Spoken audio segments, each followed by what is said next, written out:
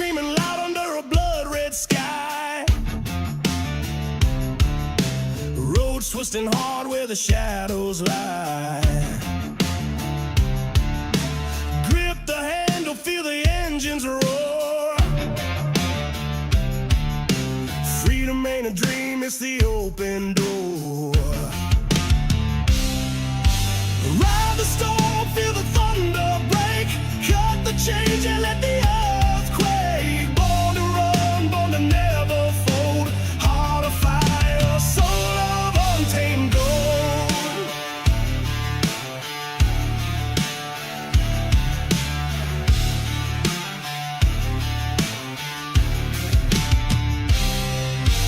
Night's a beast, it devours the weak. Steel and fire, the language I speak. Dust in my lungs, wind in my face. Speed's my temple, this road's my grace. Ride the storm, feel the thunder break. Cut the change and let the earth quake. Born to run, born to never fold. Heart of fire, soul of untamed gold.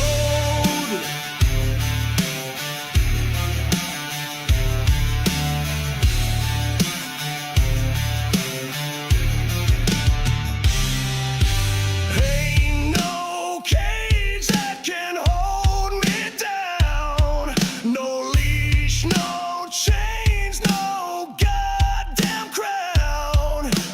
I'm a rebel, yeah, my spirit's raw. The world can't touch what the wild man saw.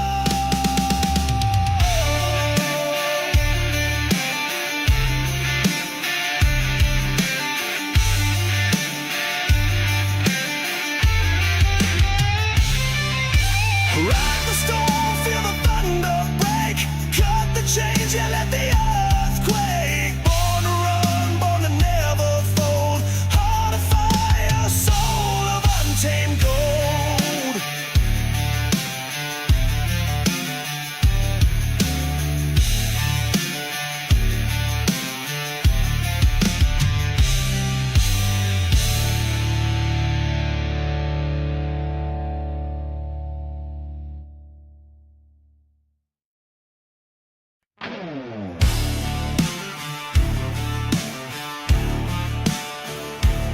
Premier Racing Setups is the longest running setup shop on iRacing. Our monthly subscription options start as low as $20 a month. We offer setups for dirt oval, asphalt oval, and road racing, covering a wide range of cars and skill levels. Built and tested by top-tier sim racers, this isn't just a business, it's a community of competitive drivers. If you want to better your iRacing experience, head over to PremierRacingSetups.com today. And remember, if you don't get one, you're going to chase one.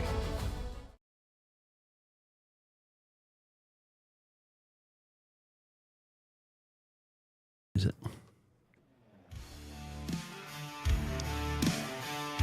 From the virtual Charlotte Motor Speedway, that is the Roval.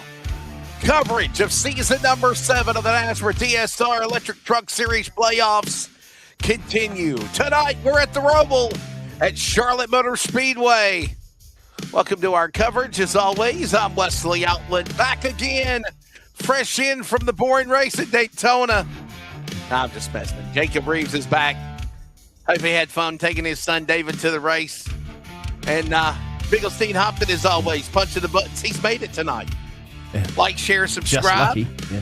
And Jacob, we're about ready to go here at Charlotte, buddy. Here's a look at the, God, they even spelled Roval wrong on the schedule. It's R-O-V-A-L. Val is an A, not an E. Roval. 65 laps tonight, by the way, not 150. I love you, Jacob. What's up, buddy? I'm lost. I'm absolutely lost, man. Yeah, but we just got back a couple of hours ago, 500-mile trip in one day from like 9 o'clock this morning all the way up to like 7 o'clock this evening. So, yeah, it was, we did stop a couple times, but we had a good time. There was some things, got beef. We'll talk about that here, later on in the race. But there is beef.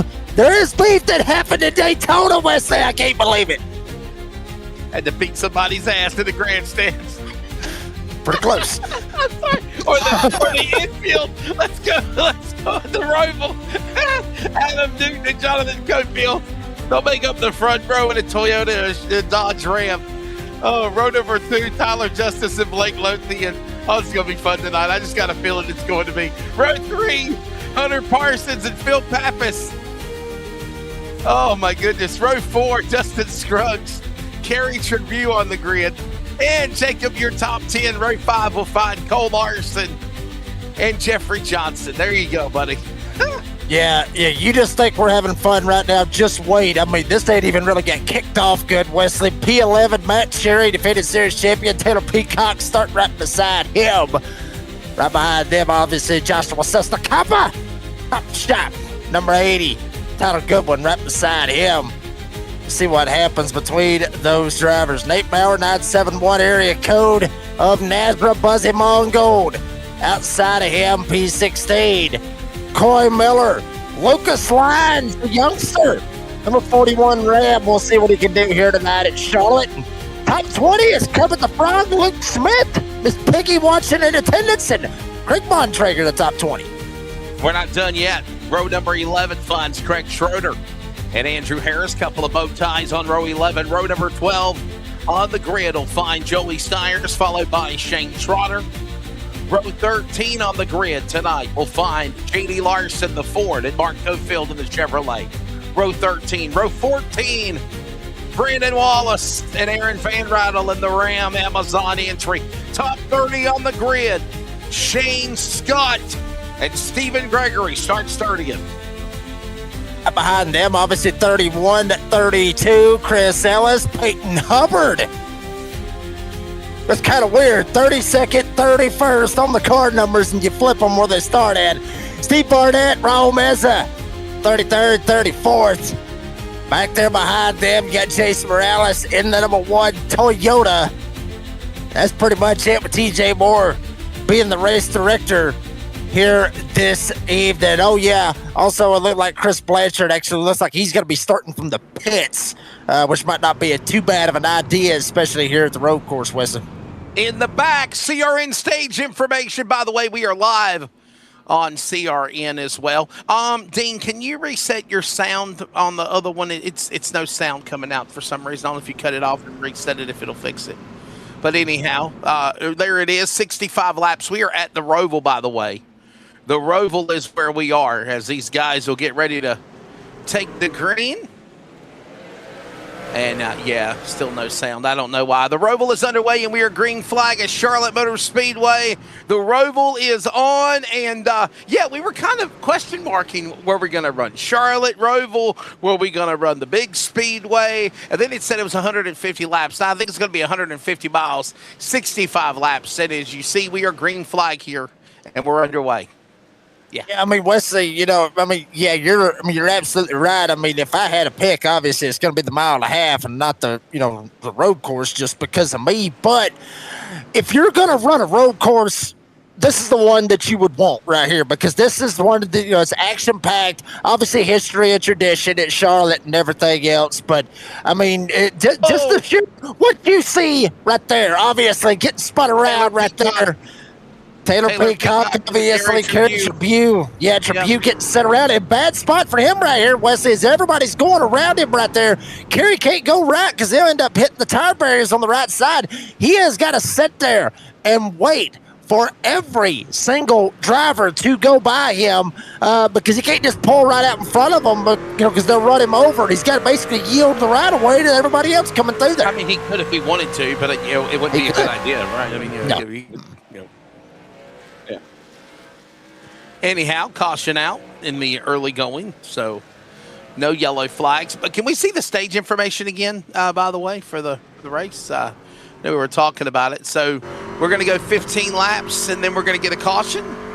And then we're going to go into stage 2. And at the end of stage 2, we're going to get a green flag at the end of stage 2, unless, pretty much there's only going to be one caution in this race tonight.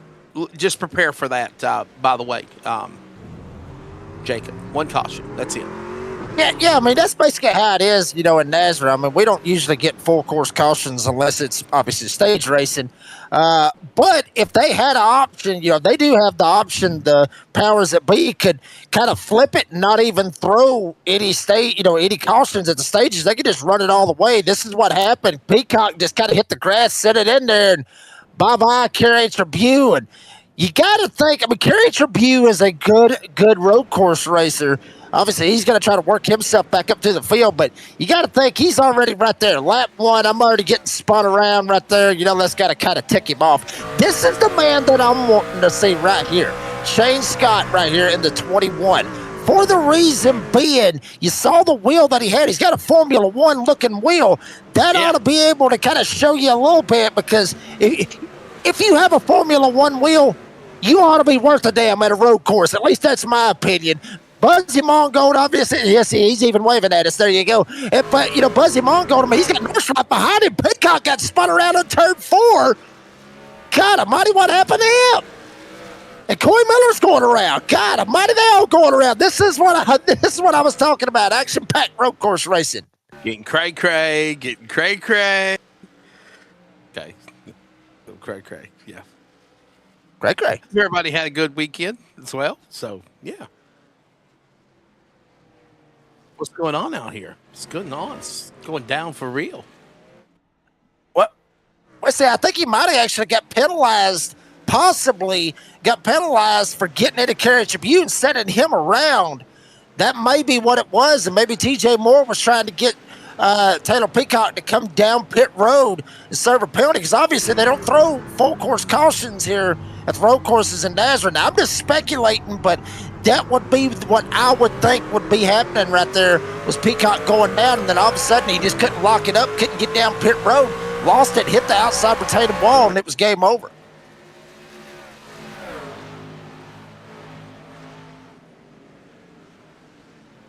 Oh, I'm loving it. Oh, look at this. Hang on. Uh-oh. Oh, hang on. Little sideways. This Joshua Suss in trouble. So a couple of drivers in trouble in the... Oh, he spins again. Penny for your thoughts, Chief. Oh, my goodness. First you say it, then you do it. Literally. Can't go anywhere. Oh, Josh. Well, what's also going to be really, really big right here, you got Newton up here in the chase. You see the standings right here. Parsons, obviously, he's ahead of Cole Larson. You got Adam Newton.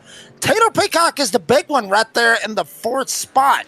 Yeah. He's not even on the racetrack. He was the one that spun out right there on lap 2 after having that contact, with Carrie Tribune. He's not even out there yet. He's 2 laps down. That is not good. This is not one of those win-yin where you can sit there and go, well, you know what, screw it. I'll take another shot next week. I'll have another opportunity next week. No, it's all about points right here.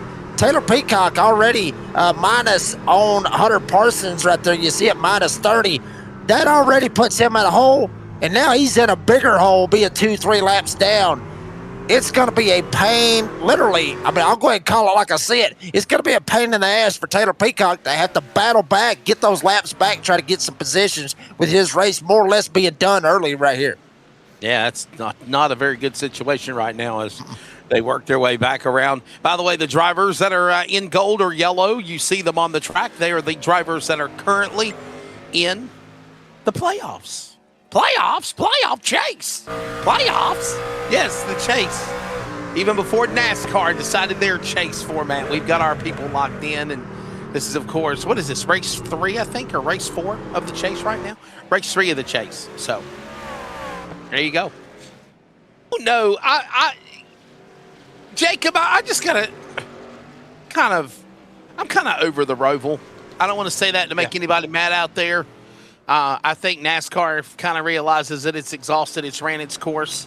I'm kind of over the Roval myself. I'm just, I thought it was cool whenever we did it for a time or two, but now it's over. It's done. I don't know. I agree. I agree. Well, I agree, Wesley. I would have regular ran on the big track. I would have regular ran on the big track tonight. Don't want to make anybody mad. Don't want to make the powers at NASRA mad at me. I'm just kind of saying I would have rather ran on Big Charlotte. I really would have. Yeah. Well, we pay, look, they pay us to call it good grace, but we have an opinion, and we always do have our opinions on the racetrack. Talking about it, as we see Cole Larson, doing a little door banging right there with Jeffrey Johnson Jr. But anyway, like I was talking about, Wesley, like you were talking about, obviously, the big track, it was a good thing. Let's try something. Let's change it up a little bit. Older NASCAR fans like myself, maybe no, if it ain't broke, don't fix it. I always still had that mentality. But you know what? If you're going to try something, try it and see what happens. I think, you're right. NASCAR finally said, you know what? This ain't working no more. It was good for a little while, and then it was done. Now, I don't know what the hell they were thinking when they popped that Daytona road course for the Clash. I have no idea what they were thinking about on that one. I'm very happy to see it going back to Daytona for the Clash next year. Obviously, you talked about the package, which I'm sure we'll talk about that here in a little bit as well, with how the package was and everything in the Cup race. But it could be worse, Wesley. It could be worse on that mark. But I agree. They need to get it back to the oval. They need to get the road courses out of here. At least for stock car racing. Yeah, don't even ask me what I thought about the package for. I'm glad I hope you had fun with your son. I hope you did. It's an experience, right? But I'll just tell you this. I'll be honest with you. Weather affected my weekend, so I got to do football on Friday night. The races I got to do for the weekend got postponed. Do I think the weather gods maybe made a mistake and scared the promoters too early? Yes, I do. Yes, I do. But with that being said, you can't cancel a race or postpone a race and then go say, oh, no, I made a mistake, everybody. The race is back on. Come back to bite you. And I don't know. I tried to watch Daytona. The word is tried. I'm going to be honest with you. I just wasn't impressed with it. I'm not impressed with the car. I'm not impressed with the package. I'm not impressed with the racing. They have literally, they have hurt the sport. The integrity of NASCAR is in jeopardy because of what they've done with this joke of a car. Yeah. Well, I'm just being honest. I'm telling it like it is, man. If nobody else wants to talk about the elephant in the room and praise God Almighty, to God in NASCAR and everything's great and hunky-dory and whatever else, I'm going to tell you it's a bunch of malarkey. Because it is seriously in trouble. The numbers are down. Fan attendance is down. You got people on the radio and on TV now lying to our audience out there, telling people that's a sold-out crowd. It ain't sold out. There ain't no sold-out crowd. I saw a lot of empty seats at Daytona on Saturday night, Jacob. I know you were down there in the infield. You could see all them little missing colored spots in the grandstand. By the way, Adam Newton is still leading this thing, running away with it over Cofield. Yeah, it really is, but he's absolutely, running away with it. Both of them is. Jason Morales actually just sent me a message. He is 3 laps down. He's pretty much out of this thing. Said it's unbelievably loose. So a lot of these drivers having issues. The track's not even hot. Air temp's not even hot as well. But Wesley, since you went on a little bit of a rant, I figure since we're a little bit early right here, we got 8 to go right here in stage 1. You know what? We got beef. So basically, this is what happened when we were down there. Now granted, yes, we had a good time, obviously, with taking him for his very first race and everything. And believe it or not, he never wore the earmuffs. He watched the cars go by and everything, did not get scared. He actually wanted to get in the cars. He wanted to go race. He was actually wanting to race, which, I was a proud dad at that point. But what irked me so bad was before the race even started. And it was 2 particular instances. And like I said, the damn green flag hadn't even dropped. These fans that we talk about, some of these fans was not raised right, at least in my opinion. Because our world completely warped. What do you expect?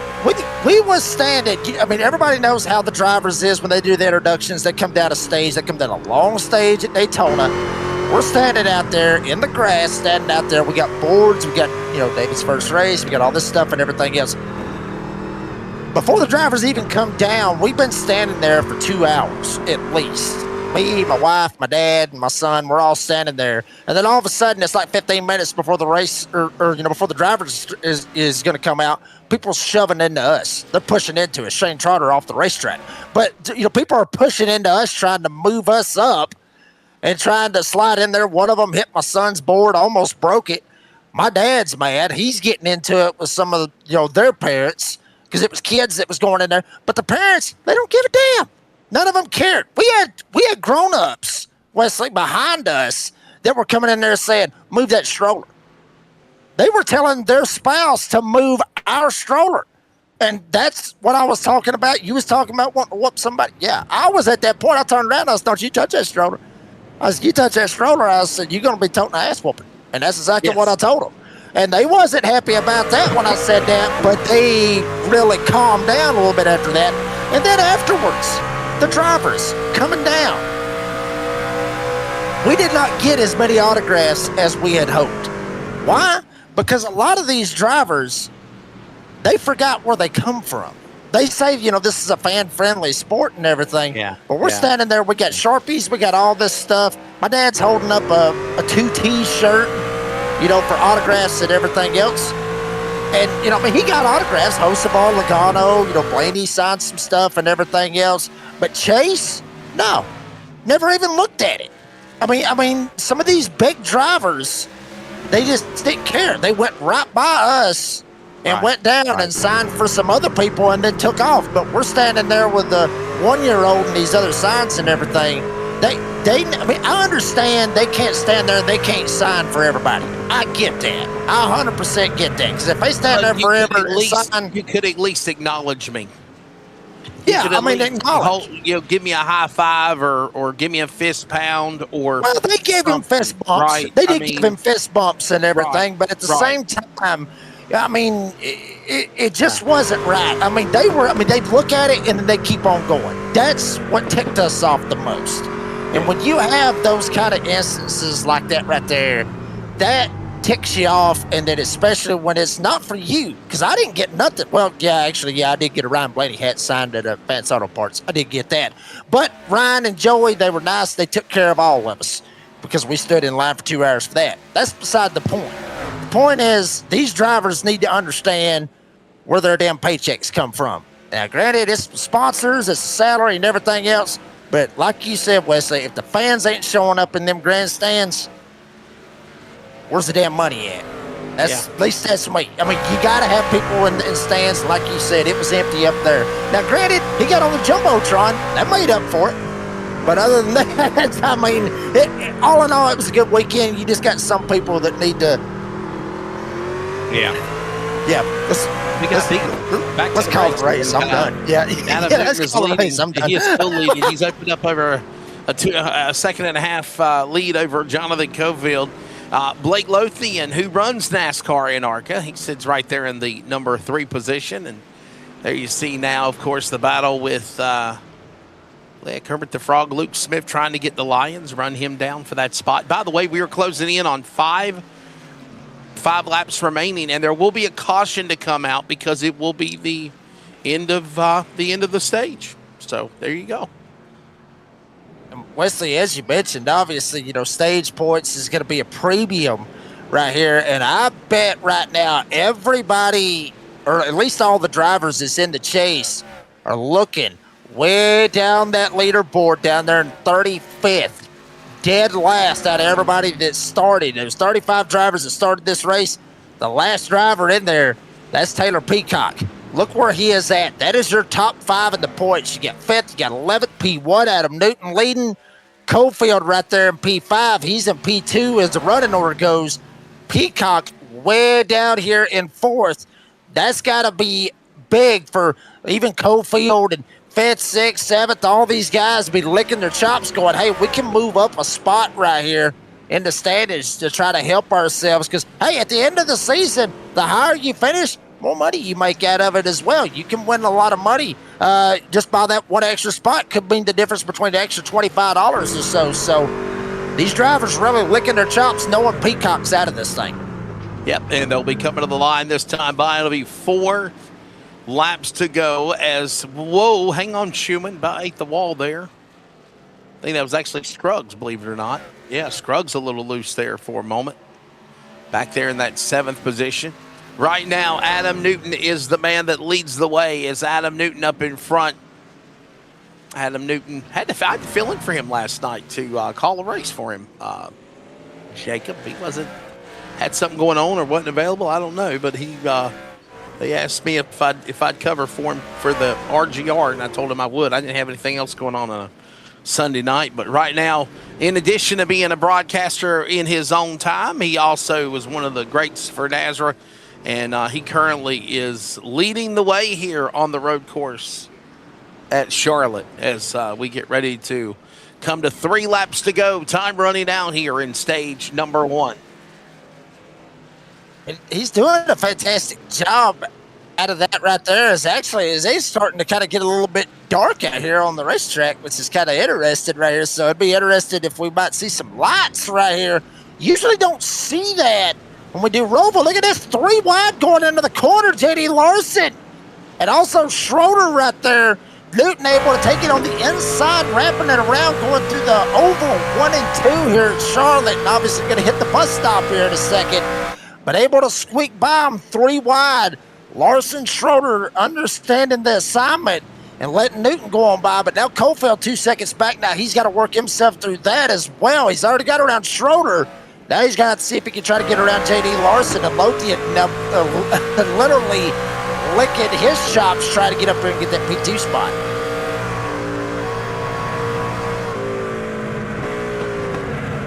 Cofield right now in that 2nd position now. Working his way, heading back to start finish with Newton still in the lead, and we're 2 to go here. Remember, that will be a caution at the end of stage number 1, so.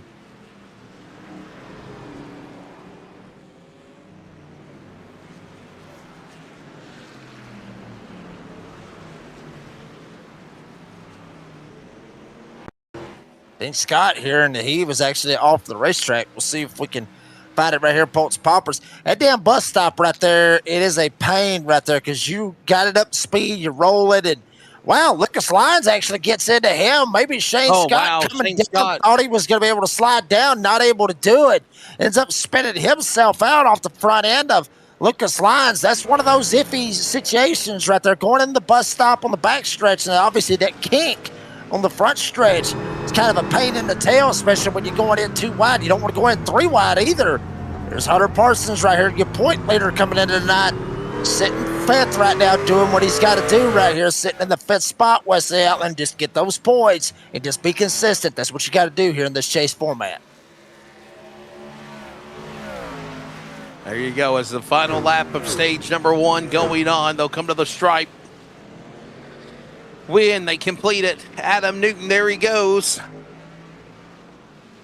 Everybody's just kind of being patient. Here they come, working their way across to the line. Everybody there.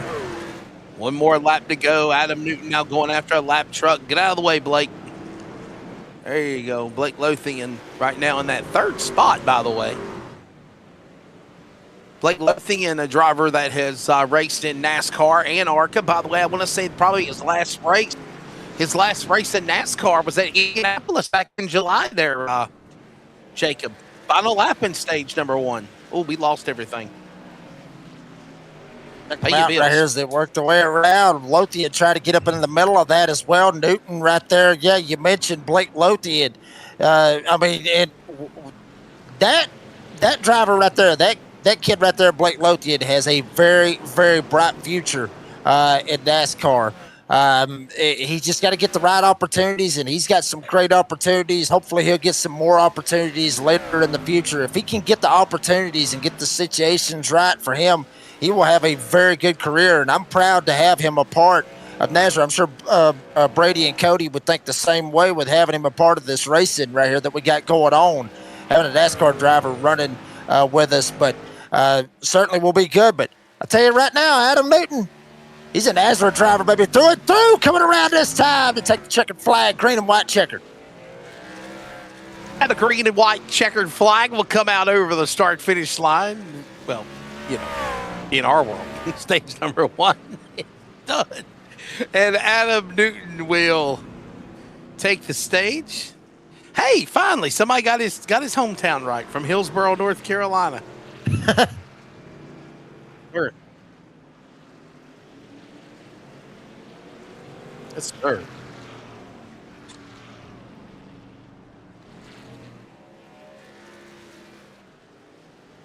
And Adam Newton, Wesley, he has not won a championship in NASRA. He's never won a championship in NASRA. He's one of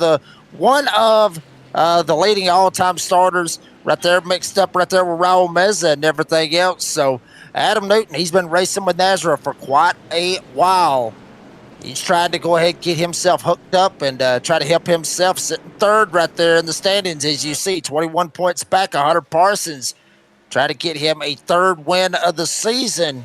Looking pretty good right here at his home track here at Charlotte. That's right.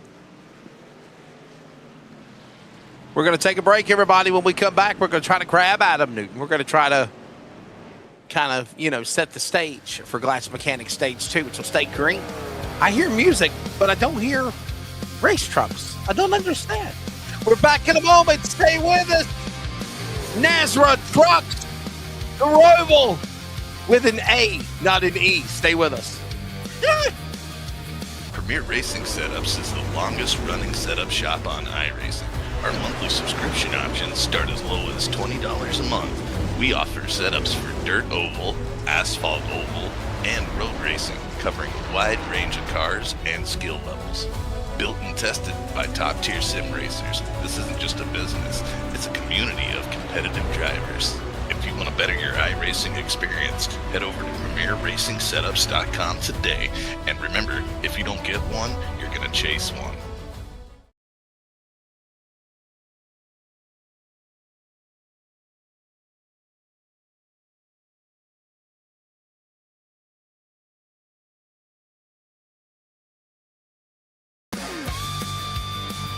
Back at the Roval.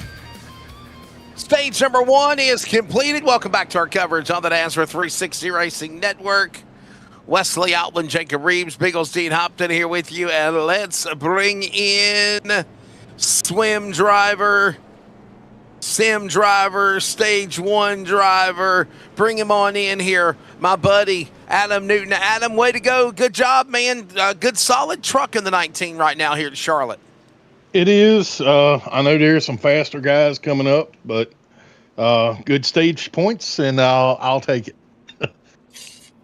I was about to say, man, I definitely would say that, everything is going well and a good solid run in that truck. And do you like the Roval? Do you like these types of races for you? I mean, just sheer domination when you got out in front and just hitting your marks right now. Yes and no. It makes me nervous because you don't want to do your one braking point wrong and spin the truck out because it's so hard to pass here. And yeah, it definitely makes me nervous. Well, buddy, I'll tell you what, we will see what goes on out in front. Are you going to pit? Do you feel like you need to pit now? Or are you going to try to stretch it out for the middle of the stage 2? What you going to do? You got to take tires. They're wearing out too quick. There you go. And I got a feeling he'll be coming down pit road here in just a moment. Adam, thanks for your time, buddy. Good luck. Thank you. There you go. So there is the thoughts of Adam Newton for swim. He will work his way back to his box. And here comes everybody back onto the pit lane again. Pit stops are going on. 16 of 65 laps. We just ended stage number 1. The latest pit cycle updating. Here it is. There you see the guys from 17th on back in their pit boxes. Now the leaders will be coming in. Here we go. They're making pit stops. They're doing pit stops. They're taking pit stops. You heard Adam say the most important thing is we got to take on new tires. That's exactly what he's doing. Is Adam Newton quickly on the pit exit. Beats everybody else out. They'll get back behind the pace car, the pace truck, and that'll let us step away again and take a break. More coverage coming up in a moment. Stay with us. From Charlotte, the Roval Stage number 2 is around the corner. Next. Craftsmanship that lasts a lifetime is Florida Cabinet Distributors. With over 20 years in business and 39 years of woodmaking experience, they proudly serve Northeast Florida to Southeast Georgia, delivering custom woodwork that combines precision, beauty, and durability. Whether you're dreaming of a custom kitchen, bathroom vanity, fireplace and mantle, entertainment center, outdoor kitchen, or even a full library, we can build it at Florida Cabinet Distributors, exactly the way that you envision. Hey, no project is too big or too small. If it's made of wood, Florida Cabinet Distributors can make it. Call or text Steve today. Yes, they gave us his personal cell number, 904-874-3442. That's 904-874-3442 to book today. Florida Cabinet Distributors, craftsmanship that lasts a lifetime.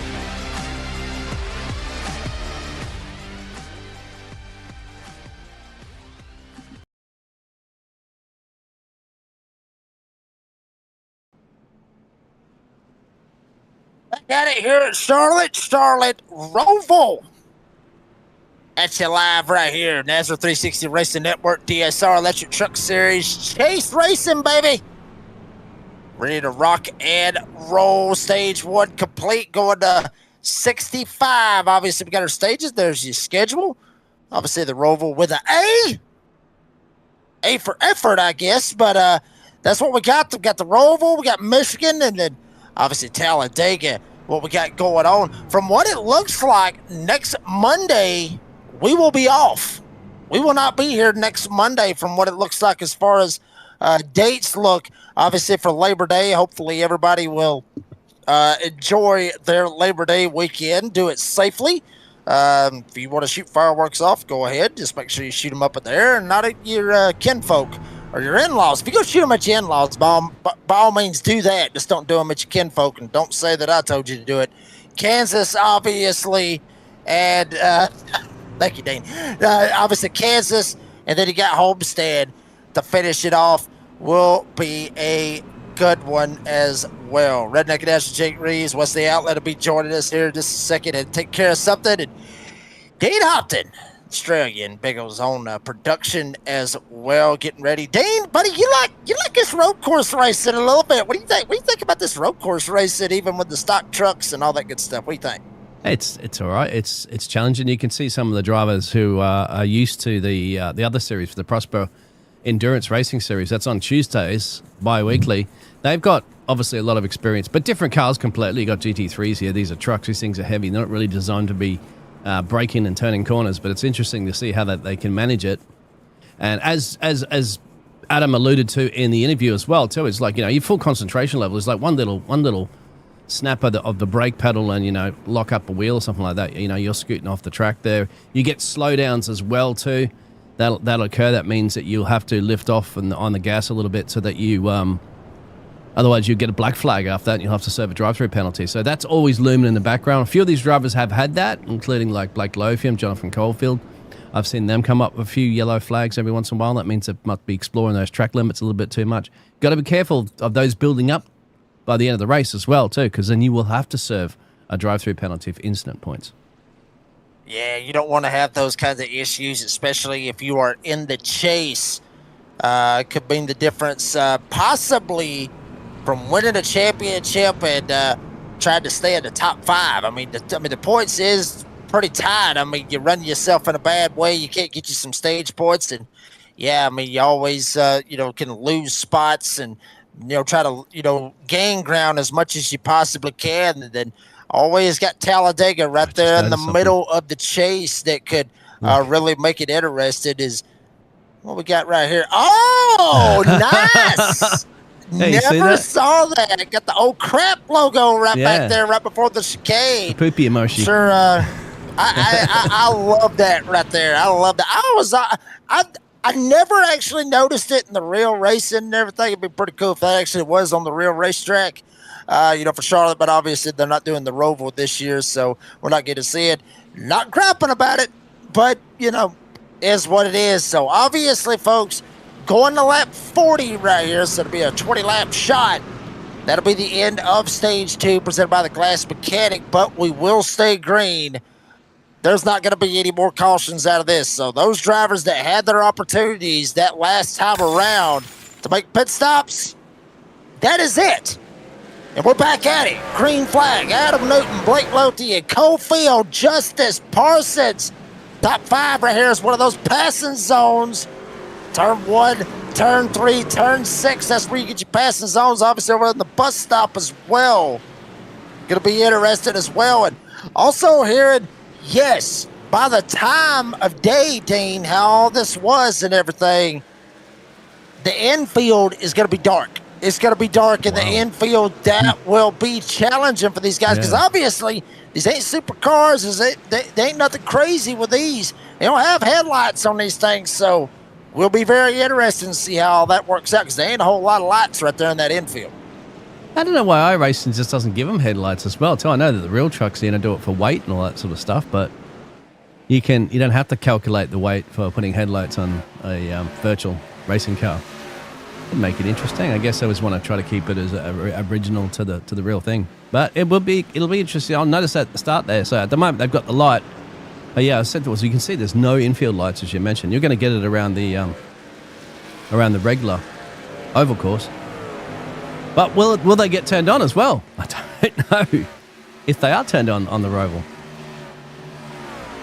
Well, we'll see how that ends up working out. I'm not 100% on how that will work out. Some of that info that I was getting a while ago was from Jason Morales. Jason Morales, actually, he is out of this event. He actually got with me, Dean, a minute ago, asked if he wanted to be the third wheel up here, so maybe we can talk to Wesley about that, and if he's cool with it, we can bring Jason up here to kind of give us an idea of how these trucks is racing, because, I mean, everybody knows it's been a while since I've been in, one of these trucks and raced here in NASRA, and he said it is very, very loose driving around right here. I'll actually quote what he said right here. Track/setup is so unbelievably loose. And we're seeing a lot of that. You see Justice right here getting a little bit loose. Hubbard going to send it going into the corner. Trying to see if he can make it stick. He was able to get up under Dustin Scruggs a little bit, but not able to complete the pass. Outside lane starting to work up a little bit right there, 1 and 2. Racetrack, oval track starting to kind of kick in. Then they go right back to the road course with the bus stop on the back stretch. Oh, almost door banging going into the bus stop as well. Yeah, and on that last lap as well. Whoa, contact. Got to keep it easy on the exit. Hunter Parsons lurking in the background. That's Dustin Scruggs and Peyton Hubbard. Hubbard's the biggest gainer in this race at the moment too. Solid job, up 26 places. So he's just moving forward and forward. They've all taken their pit stops, so it was all fair. There's no alternate strategy. But also wanted to let you know that even the top 2 drivers, Blake Lothian and Adam Newton, also got slowdowns on that previous lap. So they went into a corner a little bit too hot there and had pushed the track limits. So they've got to be careful, just like a few of the other drivers as well, too, with those still trying to maintain their position in P1 and P2. Caulfield's fastest lap on the last lap is 1.2 and change from Lothian down the way. Yeah, I mean, absolutely. Dean, you mentioned it a second ago. These guys drive off the course. It ain't like, you get a warning light. It's just a warning this time around. No, you drive off the course, and if it's enough to where iRacing will register that you possibly got an advantage for cutting on the racetrack a little bit, they'll bust you. I mean, they'll go ahead. Hey, you got so much time to slow down.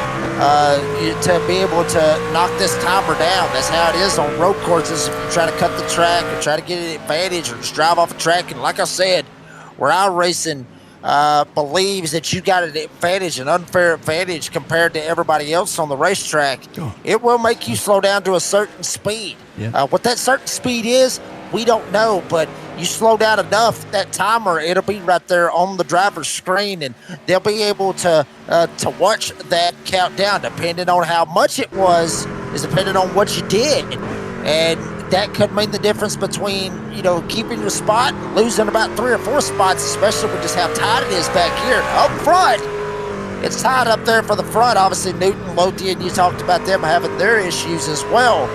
Cofield up the road a little ways ahead, Justice up there as well. But then once you get behind Justice, that's where you got Hubbard. That's where you got Scruggs. You got Hunter Parsons, Phil Pappas, Luke Smith, and Lucas Lyons. All of them kind of right here nestled in this little gap right here that you see kind of jumbled up in here. There's Cole Larson right there, the youngster coming off his first career win at Daytona just a couple of weeks ago. He's second in the points coming into the night, Dean. He's running 15th. That is going to be big for Cole Larson if he can't come up here. He didn't get no stage points out of stage 1. He's got to get something going right here in stage 2. Nate Maurer trying to work his way to the inside of him. Larson's going to have to get some stage points and get some good finishing, or else he's going to see that second spot in the chase slip away big time. Yeah, currently you can see P15. Peacock, of course, was going to be least benefit for that one. Braden Wallace looks like he's going around here. There could have been a crash. Lights, well, they answered the question. The lights are on currently at the moment there, Jacob. So as you can see, the track light, I think that's, is that Coy Miller?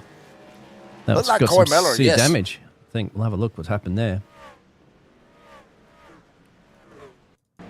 Like Coy actually went ahead and parked it and actually went ahead and Jake, towed. come We'll back. see what happens. He's got It's a right mid- here with what- Brandon mid- Wallace. yeah.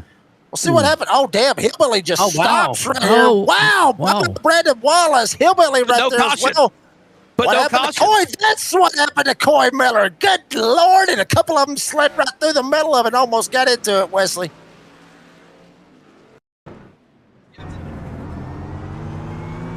No yellow flags. Remember, no yellow flags. And that's what sucks. So here we go. Look at this. Crash again. Oh. Yeah, Coy Miller says, Two I'm there okay. slide through the middle. I'm okay. I got hit from behind. It's all right, though. Nobody got to pay double for that kind of action.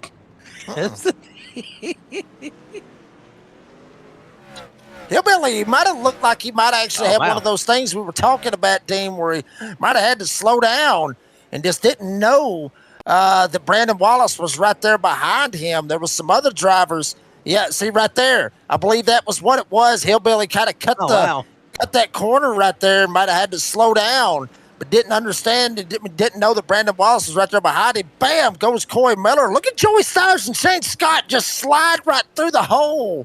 Barely had enough of room. Both of them going through their double wide, able to make it work as well. Watch this right here, Wesley. This right here scared the hell out of me right here if I was in either one of their shoes. Yeah, it's never fun, right? I mean,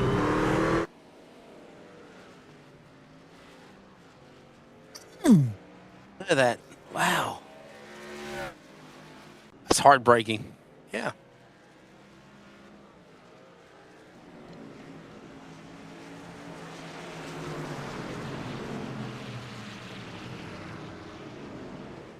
And now there's no caution, right? There's no yellow flag. We're still racing, so remember. No, I'm so confused. I don't hear the sound of the trucks like I normally hear in my life. So yeah.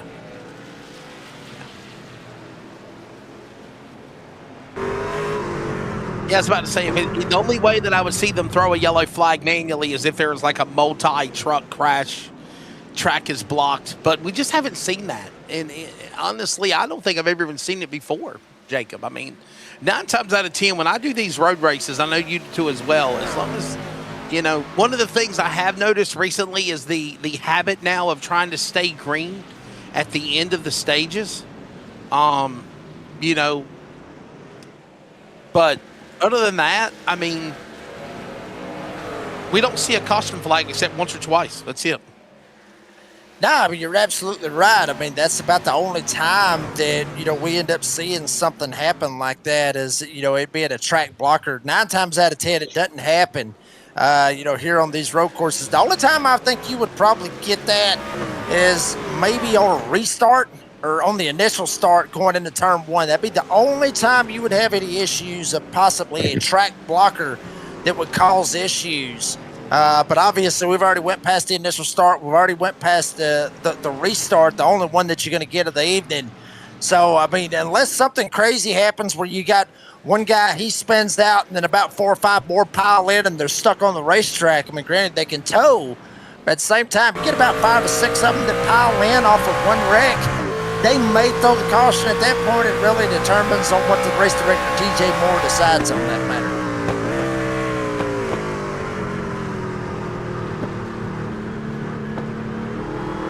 And green flag pit stops will make it really fun as well. Jason Morales joins us in the booth. He Hey. personally messaged me, Jacob and Dean, and he said, I want to join y'all since my shit is wrecked, LOL. So, you know, those are his words, not mine. Quote Yeah. unquote. Jason, Exact quote. welcome to the booth. Exactly, man. You know what? This track is fun, man, but it is so loose. You know, the thing is, you know, it's not like a normal road course, right? It's so condensed. You know, it's so yeah, it's fun out there, but man, it's tough.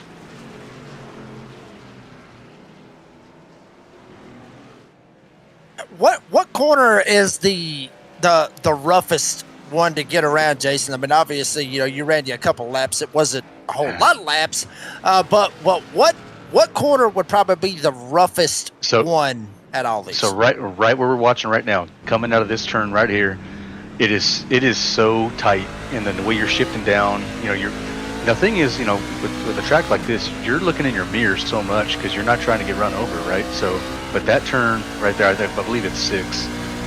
Man, it's so difficult. And these chicanes, man, there's so much speed coming into these things. I'll tell you what, we're watching Adam Newton just kind of continue to run away with this thing right now, man. And you said that you kind of had a bad experience. What's your take on what happened out there on the track, you know? Well, one of the problems, I started getting real confident, right? So, you know, practice, I was pretty slow, and then the race started, and I felt real good, and started passing trucks, and you know, I got into turn 3, and I just got too confident and cooked it. Oh, here we go. This is not cool. We're gonna see it. Oh, shoot, we have a replay of it. We have a replay of it. Oh no. Yep. I tried to swing her a little bit wider so I can carry some speed. I know Steve Barnett was coming behind me, and there was. There was.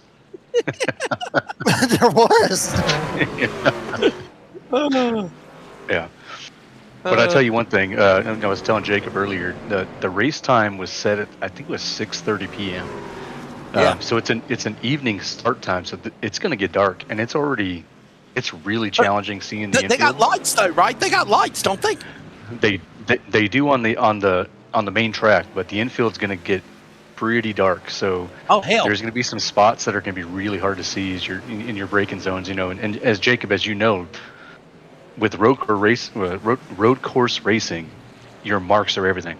So once you start not being able to see those marks, so that second chicane, so a good example is that second chicane, there's a set of cones that's off to your left, and that is really kind of your braking mark. As it's getting darker, it's harder to see those cones. So I think we're going to see a lot of calamity in that part of the track, you know, moving forward. There you go. So it's going to be night time. Did you say that was a poopy emoji? Yeah, you didn't see it.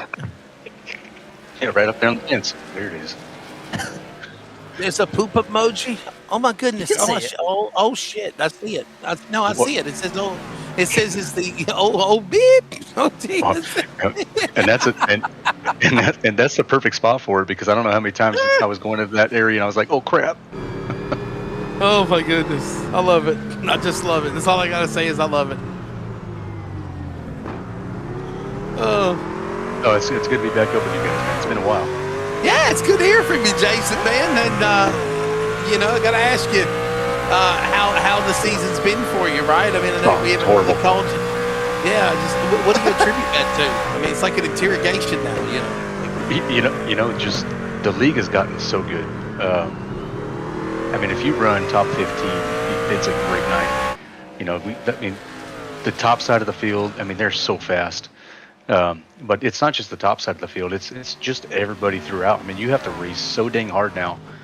You know, I've been with NASRA for 5 years now at this point. Yeah, something like that. And it's been a long time, and it's just gotten better and better. You know, the guys they're just good. You know, and there's a lot of setup changes that have happened with iRacing, and Every time they make an update, you have to relearn the cars, and the guys that are really good, like, Cofield and Hunter and Newton, they figure it out, and it just takes the rest of us a little bit longer. But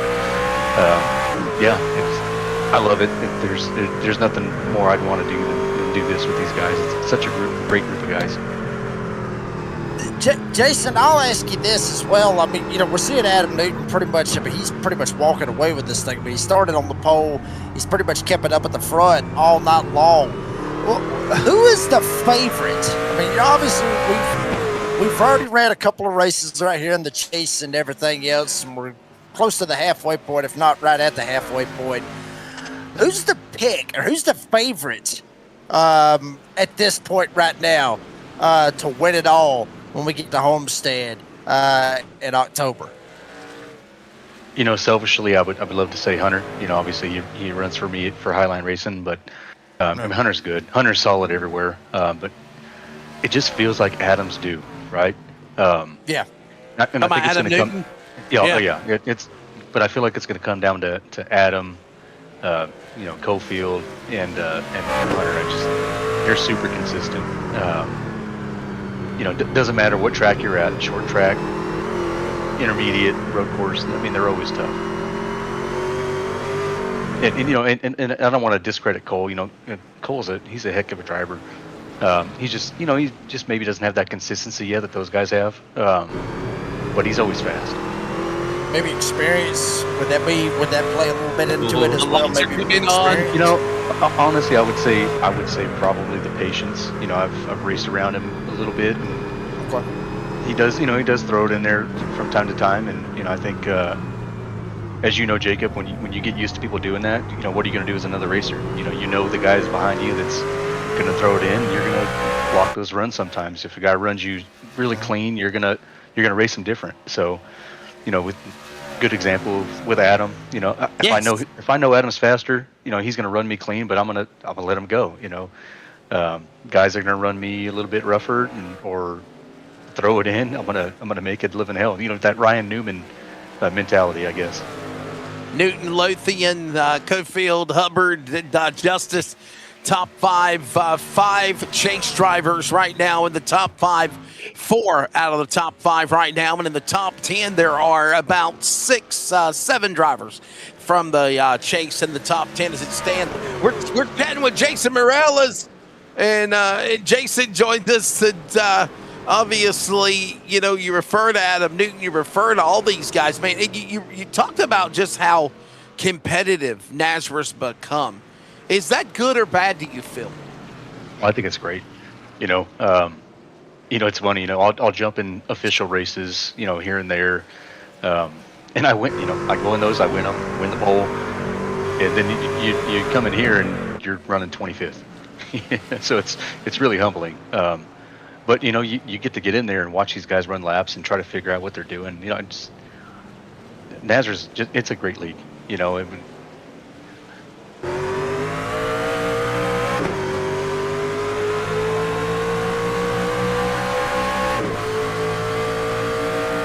we lose?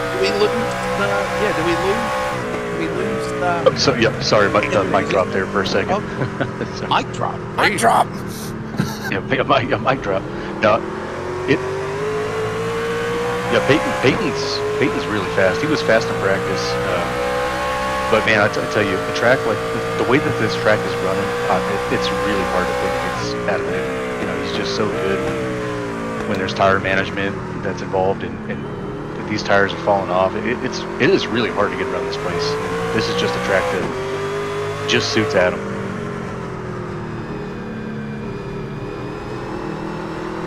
We are joined by, of course, Jason Morales in the booth with us, and I was gonna say, Jason, Dean, Jacob was right, and it's getting dark, man. I'm telling you, it's starting to get darker and darker, and I think somebody messed up there, Jacob. They purposely, or they didn't realize that they weren't going to be able to see in the infield. It's going to get interesting whenever the lights go out and the lights come on around the big track. You see that at the big speedway, the lights are on around the big track, but there's no lights in the infield, and that's going to make it interesting. We're only on lap 33 of 65. We just passed halfway. There's still another stage and more coming up in this race, and it's going to finish in dark. Yeah. I mean, Wesley, you mentioned it as well. But Jason, he alluded to it big time. It is going to get interesting because these drivers, like Jason was talking about, having their braking points that they've got to try to be able to get into these quarters. That is going to throw these guys for a loop because the braking points, like usually right here, this would be a good portion right there. When you come in, you see those barrels right there going into the pits. That could be a braking point for somebody. You get pretty good right here when you're on the front stretch. You're good right here. You got 3, 2, 1. Okay, there's a good part right there to hit the brakes. But now you're screwed. Look, I mean, he barely can even see Blake Lothian right here in front of him. And the darker it gets, the harder it's going to be. This is what it looks like. And folks, really, we could be having a little bit of shaders, a little bit of, maybe the lighting, maybe bumped up a little bit just for the graphics at home for everybody, to be able to see a little bit better. Jason, is this what we're seeing right here out from the cockpit of these trucks, or is it darker? Because I've always experienced it's a little bit darker than what we're showing right there. It's darker. Yeah. And I think where we're going to see a big problem once it gets darker is right as you're coming up that hill before you take that right-hand turn. So we were just in that area. It's just dark right there, even when it was with full sunlight. So when we go back around, for this lap, we'll maybe go back to that. But that is a really hard spot to see because your braking point is right as you get to the top of that little crest, that little hill. But at night, if it really gets dark, they're going to have a hard time seeing that, so it's going to go based off of the field, right? Oh boy, on the grass, that's the problem. And remember, guys, there's no caution at the end of stage number 2 as well. So remember, we're going to go right full song in the green, and this is just going to allow Adam Newton to pull away even more.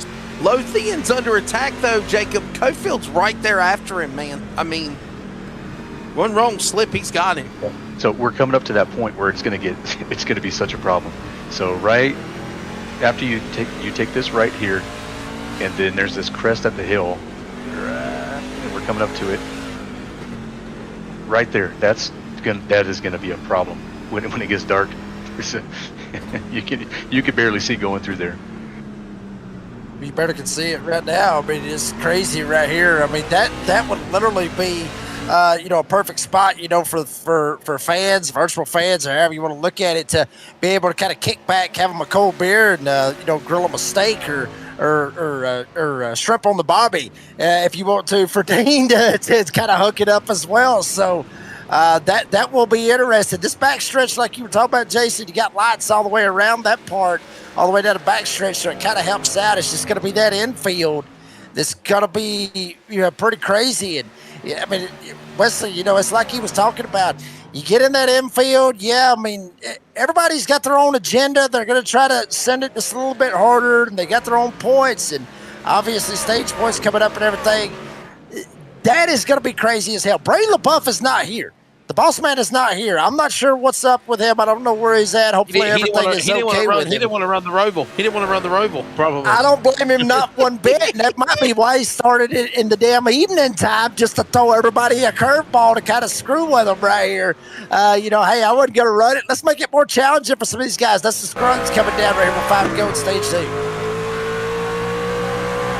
There goes Shane Scott. Hey, by the way, don't forget tomorrow night at the NASRA Prosper Engineering Endurance Series, penultimate race of the season is going to be, of course, at the Long Beach Street Course. It's going to be a fun one. Join us for that. Wednesday night, we've got coverage of the ARCA Series at Darlington playoffs, the NASRA Pulse Popper ARCA Series at Darlington.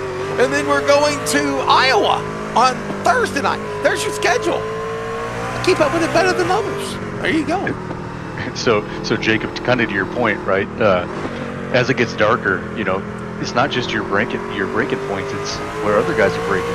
Everybody drives was different. Some guys brake late, some guys let off early. And you get these trucks that get the black tailgates. It's gonna be hard to see them. Yeah, but Jason, you called that as well. But you think about it, me and Dean, we were talking about this a while ago with these drivers. Obviously, they don't have headlights on these trucks, obviously, because that's just how the trucks is. You don't have headlights. Why? Well, because 9 times out of 10, if they're racing at night, they got big old lights all the way around the racetrack to be able to see what's going on. They don't have brake lights neither, so that makes it interesting. As you mentioned, black tailgates. Obviously, Adam Newton, his is a little bit blue, but you go with Cofield and Hubbard. Both of them, they're black tailgates as well. Now, Hubbard and Cofield, obviously, they're over there in the Bandit Motorsports chat, so they can kind of work together, try to help each other out. Blake Lotie had understood the assignment, by God. His is white, so you'll be able to see his about anywhere you want to on the racetrack. Shane Scott, you might get lucky because he's bright yellow all the way around with sticker TV and all that good stuff. But, yeah, there's no lights on these trucks at all. It's not going to be good for them, Wesley, in that infield. It's going to make it very interesting. Somebody might blow the corner. Somebody might screw up one way or another, take somebody out. That's not what you want right here in the chase.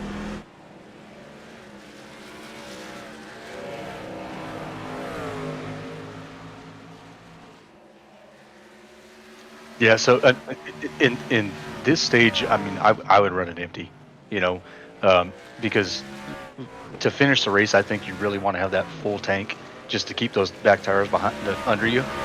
I wouldn't run it. I wouldn't run it to where I'm low on fuel towards the end of the race.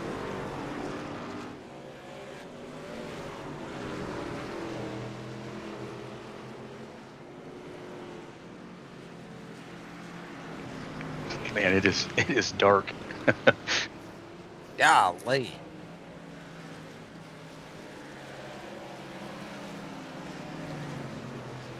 Three to go, and look at this now. And we're gonna start seeing these trucks get darker and darker and darker. And Jason, what's that gonna be like when you can't see the guy in front of you? Could that be a crazy outcome for the finish of the race? Do you think? It's gonna be so frustrating for these guys. Well, and also because you think about it, if you're driving in your personal car and you go down a street that's dark and then you get one that's super bright and then you go back down another dark street, it messes with your eyes. Right, so they're going to be going from dark spots to bright spots, and it's just going to change the view of what they're doing.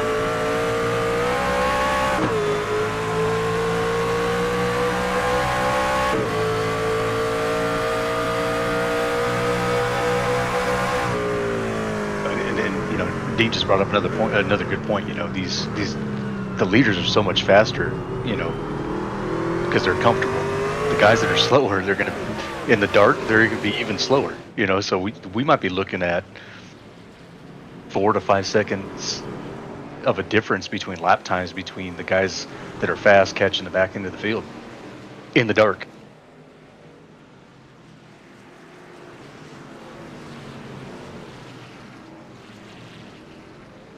And this right here, folks, obviously battle for second, you got Lotie and you got Cofield. This is right on the back door of Adam Newton, and obviously with stage points up for grabs, Cofield knowing where he's at in the points, just trying to get every little bit that you can. Granted, it's 1 point. It is 1 point, but Wesley, damn good and well, we've watched races and we've seen drivers, miss the next round. Obviously, there is no rounds. This is just a straight chase with 7 straight races, but 1 point can mean the difference. We've seen it here in NASRA. 1 point can mean the difference. At this point right here, between winning the championship, finishing second, finishing 5th in the standings, 1 point can mean all the difference. That's exactly right. Oh, Ellis. Whoa, hang on. Ellis goes around. Chris Ellis, the Raleigh driver, in the middle of the bus stop chicane. Isn't that sponsored? Isn't that sponsored by Truelix or something? Truvelix or Trevally or whatever the hell it's called? I don't know. Something I don't take.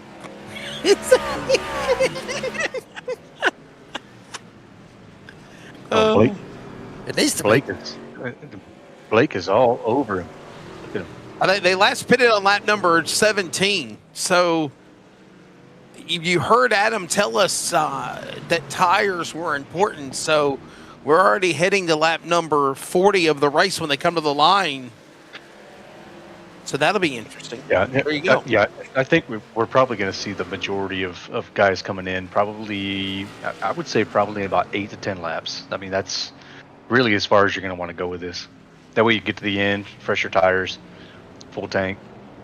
And remember, in road courses, you're not really going to get a caution, right? So it's just so different running these things.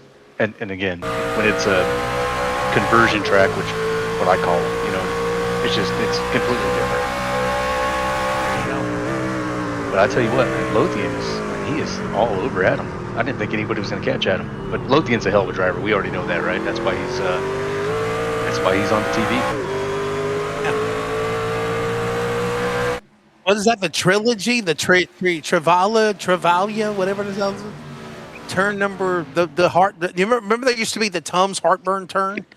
I remember announcing that at Charlotte. They called it the Tums heartburn turn. We called it for a long time. So, that's every turn here. Yeah, there it is, right there. The Tums. They're not sponsored by Tums anymore. As Jason said, that's every turn now. Hey, by the way, ladies and gentlemen, we're 25 laps to go in this race, and we are now in stage number 3. So, Jason, how soon do you think it'll be before it's dark? I'm sorry, what was that, Whistler? I said, how soon do you think it will be before it's pitch dark? Oh, well, maybe 5 laps. It's getting pretty dark already. This is definitely interesting. Oh man, Blake is getting there. But the other thing, Jacob, you think about it, it's getting darker, which means what for the track? More grip. So now these guys are going to go in, get gas, get tires, and it's going to get faster. Yeah, I mean, with the nighttime that kind of kicks in, obviously, that's obviously just going to be more and more cooler. Now, granted, I mean, you see it right there, track temp 81, air temp 75. I mean, nothing really different from what we had, but eventually, the darker it gets, the cooler it's going to be, around this racetrack, and we'll play big. Oh, here we go. Lothian coming in, Hubbard right there behind him. Cofield not coming in yet, and Newton going to stay out there as well. So Lothian is damn good on these road courses, guys. Very good on these road courses here in iRacing. I would love to see what he does in real life on some road course racing. But Lothian, damn good on these road courses, knows what's going on. And yeah, I mean, a couple of years ago, a couple of seasons ago on the Friday Night Concerns of Police Survivors Truck Series, him and a driver, not a whole lot of maybe, but Keith Bradley. Both of those drivers, they had a little bit of beef at Daytona on the road course in the Cops Truck Series. Had a little bit of beef themselves, kind of mixed it up as well. And Lothian was up there trying to go for the win, and that one going up against one of the all-time greats here in NASRA as well. Yeah, for sure. As by the way, under 25 laps to go. We're going to go side by side to thank our partners. And you're going to stay right here with us in the broadcast booth as well. We got our driver analyst, Jason Morales. Jason, it's been a while since we had you up in the booth, man. Welcome back. Yeah, it has been a while, man. I miss doing this. But hey, fun fact for you, Jacob. So Keith Bradley was actually one of my first teammates joining NASRA. So it was back in those days, it was Keith Bradley, Todd Wade, Ted Wade, and Chris Cinnamon. It's fun and educational. Thank you. Mm-hmm.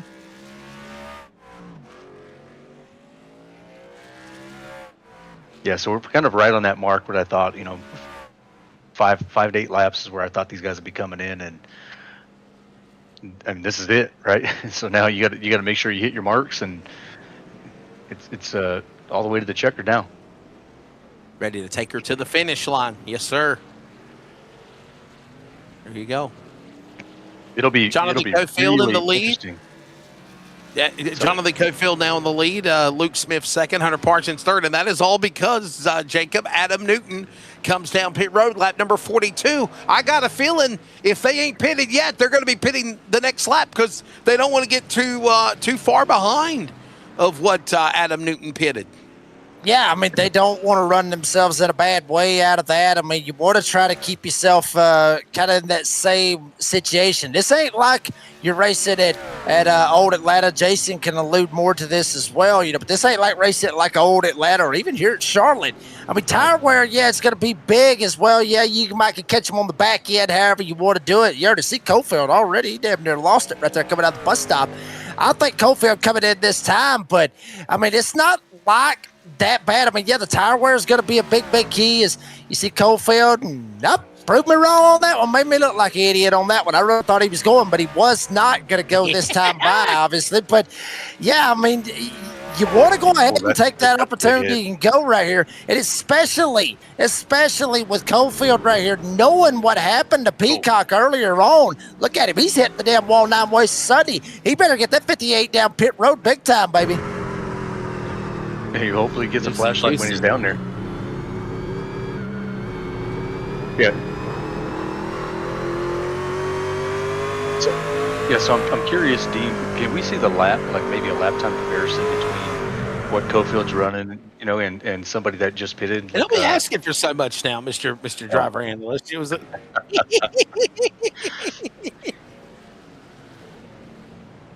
There you go. Look at that. There's the interval. 2-second difference. Yeah, that's what you were talking about. Literally, look at that. So. Jonathan Cofield in a Ram too, Jacob. By the way, Jonathan Cofield in that Dodge Ram, leading it. Yeah. Well, I think one of the things you look at there is you see Lothian at that 125, and you see Newton at the 140. Was that 146? Yeah. So Newton's he's stuck in traffic, right? So that's one of those problems, right? You get somebody that times that pit perfect, and they come out and not have to deal with traffic. Matthew Cummings chiming in, guys, and he says, chasing shadows soon. Yeah, they will be. But you know what? Here's my thing, though, Jacob. If you've ran in the NASRA Prosper Engineering Endurance Series or the special 6-hour endurance races, what comes to mind was Monza when they ran in the nighttime, and you remember how crazy that was. I mean, that was a damn ball. You couldn't see anything at night. I think of Petit Le Mans. Whenever we ran that one, we got the 6 hours of Spa coming up in what is it, Jacob or Dean? September 20th, I think it is. September 20th, 6 hours of Spa. Another special NASRA Prosper Engineering Endurance Series special. So if you've ran in some of the endurance races, Jacob, I think you might have a little bit of maybe an advantage or an upper hand of knowing how to race at night when there's no lights. Yeah, I mean, very good possibility. I mean, you got that little bit of an advantage to that. The only problem is usually when those guys in those endurance series, you usually got headlights on the front of their vehicles, and obviously on the back, it kind of helps everybody kind of know where the hell they're at as well. But, at the same time, yeah, I mean, it does give you a little bit of an idea, but I will say this. Even though, these guys went on 41, 42, 44 for Cofield and everything, we saw Cofield, I mean, he was driving completely out of control there for a couple of laps, for a couple of turns. I mean, he was bouncing off the wall. He literally looked like he had a bag of feed corn in the back of his truck, and he had 2 squirrels that broke into it, and they were fighting over the last damn piece of feed corn. That's exactly how much out of shape his truck was, just beating the living hell out of the wall and everything. That was a great analogy. I'm amazed neither one of y'all laughed about that right there. But anyway, but that's what it is. I tell you what, squirrels are too small. Raccoons are pretty big, so we'll go with raccoons wrestling in a 50-pound bag of feed corn in the back of these trucks. That's how out of shape it was. I'm on Cofield. Oh, that's a big hit. Get them raccoons out of there, baby. Hey, Cofield, stop trying to be like me. Be like me, be like me, be like me.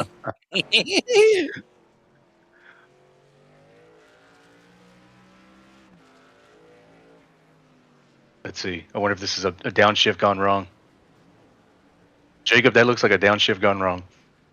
That's exactly what it looked like right there. I mean, just a little bit. Well, watch it one more time. Watch his RPMs as well. But he's driving the hell out of it coming through right there, coming out of the chicane, comes down. No, I think he just locked that sucker up. Yeah. I mean, I don't think that was a downshift right there, Jason. I think he just locked it up. The brake bias maybe a little bit too low, tried to get in there a little bit too hot, locked it up. Back end comes around. I mean, he was dirt trucking it going into the corner. As here comes Peyton Hubbard going after Blake Lothian. Hubbard in the playoffs in the chase as well, trying to get him a win here at the road course at Charlotte, but Lothian going to battle with him as well. Yep. Damn. That's a hard spot to pass. So this is a good passing zone here if you're able to get in there just to the inside, but nope. So really the only other passing zone, I mean, there's really only like 3 spots here. So one is coming up to this turn. If you can just get underneath, downshift a little bit. A lot of these guys are running 3rd gear through here. So if you can get down to 2nd, you can really get a pull off this turn. And then we're not really going to get another real passing zone until we get over this hill and we get that first transition back up onto the main track. So we're probably going to see him try to go wide here, downshift, try to undercut. Somebody just chimed in. They said night lights added to Watkins Glen for night racing would be interesting. You know what? That's a good idea, Matthew. You know, Jacob's got a beef, Matthew. So if you want to cue up the bell, you know, go ahead, Jacob. You got beef? Yeah, you got beef. Yeah, you got beef. Who's got beef? I got You. beef. Yeah. You don't. We got beef. Wow. You don't like road courses. Hell no. No, I hate these places. I really do. I mean, they put on a fantastic show. I will say that. Now, granted, obviously, NASCAR, no. I mean, it depends on what, circumstance, everything. Every time I've watched a road course race with NASRA, though, it always turns out to be, a straight up slobber knocker. You see Hubbard already getting some slowdown. He's going to have to ease out of the gas. That's going to hurt him trying to go after Blake Lothian right here as well. So that's going to be rough on him as well. But, yeah, I mean, as far as racing on these road courses, no. I'll pull a Brady LaBeouf strategy. I'll back out and watch it all day long. I'll go ahead. I'll take Starting Park, Jason. That's what I'd be hitting every single chance that I got out of this. Cofield going around again. Wow, the hits just keep on coming for that 58. Damn, and same corner right there going into turn 1. I'm not sure if he might have locked it up again. Yeah, we're going to see. I mean, nobody around him right here, Jason. I mean, same thing right here. You see the truck kind of getting out of shape right there? Yep. Well, almost same exact spin. Oh, Cofield! Yeah. Well, remember, Jacob says I don't like night racing or road courses. Road courses. Remember, after that first wreck, that spoiler's probably straight up in the air and crooked, so you're going to have no downforce, getting into these turns, especially coming out of that turn, man. You're hauling ass. He parked it. Yeah. Wow, he did. And that's some big points implications right there. There you go. Jonathan Cofield is out of the race. I can't believe it, man. Let's bring in Jonathan. Oh, don't do it. Let's interrogate him. Oh God. No, you bring him in. Go for it. I don't see this working out too good, Wesley. Go ahead. No. I mean, he's got to get ready. He's got to get ready for failure. Auburn plays this week. Oh. Hey, Jonathan, what happened, man? What in the world went on out there? You were doing so good.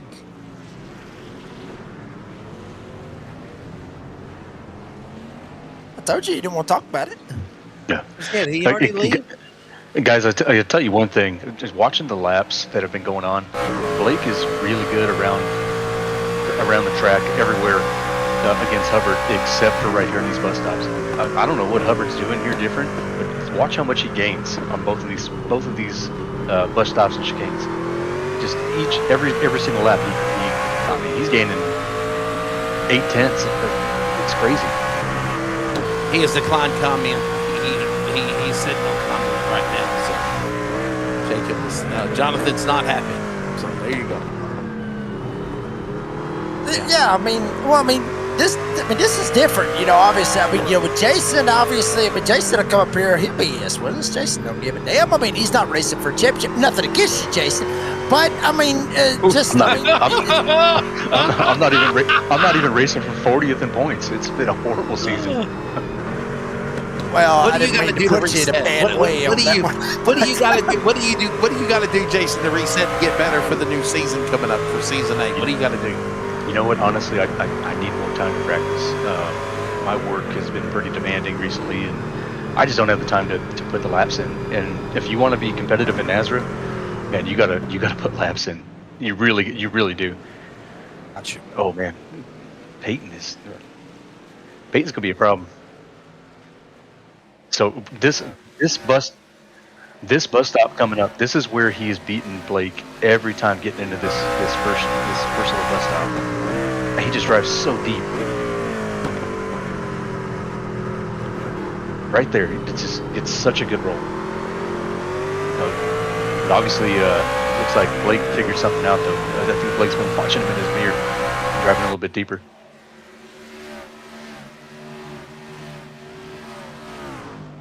Jacob, you probably agree with me. There is nothing worse than a chicane and a bus stop on a road course. Oh my gosh. The trilogy place, whatever it's called, the trilogy. Well, I mean, no, there's not, because, the chicanes on these road courses, obviously, which really, I mean, it's a pain in the tail, especially, I mean, you got the backstretch bus stop because you're hauling the mail going in there, and then you got to damn near stop, go left, then right, then left.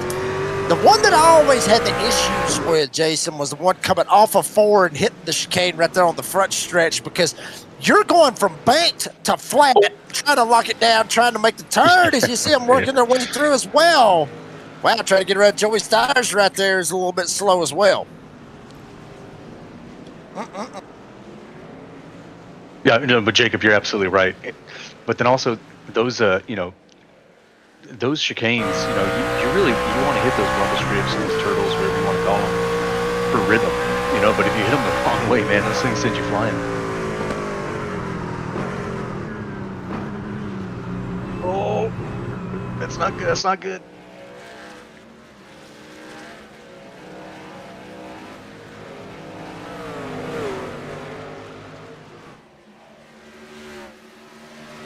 Time running out, by the way, 15 to go.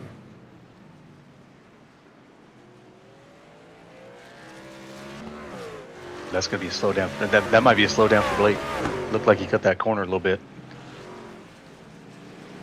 No. Maybe he's figured out. Maybe he's figured out the perfect angle to take that turn. Figure out something.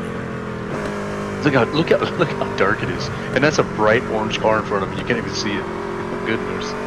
The Darren's Detail and Shine 150 is nearing the home stretch. We're in stage number 3, 14 laps to go. Jacob, are we going to see more pit stops, do you think, or do you think these guys are going to race for the end? Look how dark it is on board. I'm watching the broadcast monitor, and I'll be honest with you, Jacob, I think it's more brighter on the monitor for us calling the race than it is for our audience watching. It is getting dark in the cockpit of these trucks.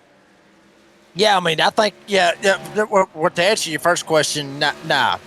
These guys, they've already told the war wagons, the pit boxes, and everything else, pack that crap up. We're going, we're gone.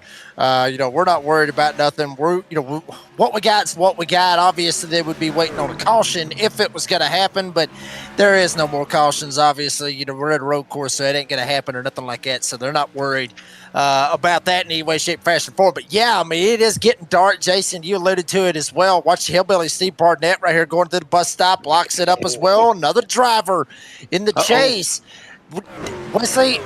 Wesley, I've talked about this as well. Lothian getting a slowdown, but we've seen numerous drivers that is in the chase. I've talked about it before. Yeah, Talladega, Daytona, yeah, they're wild card races.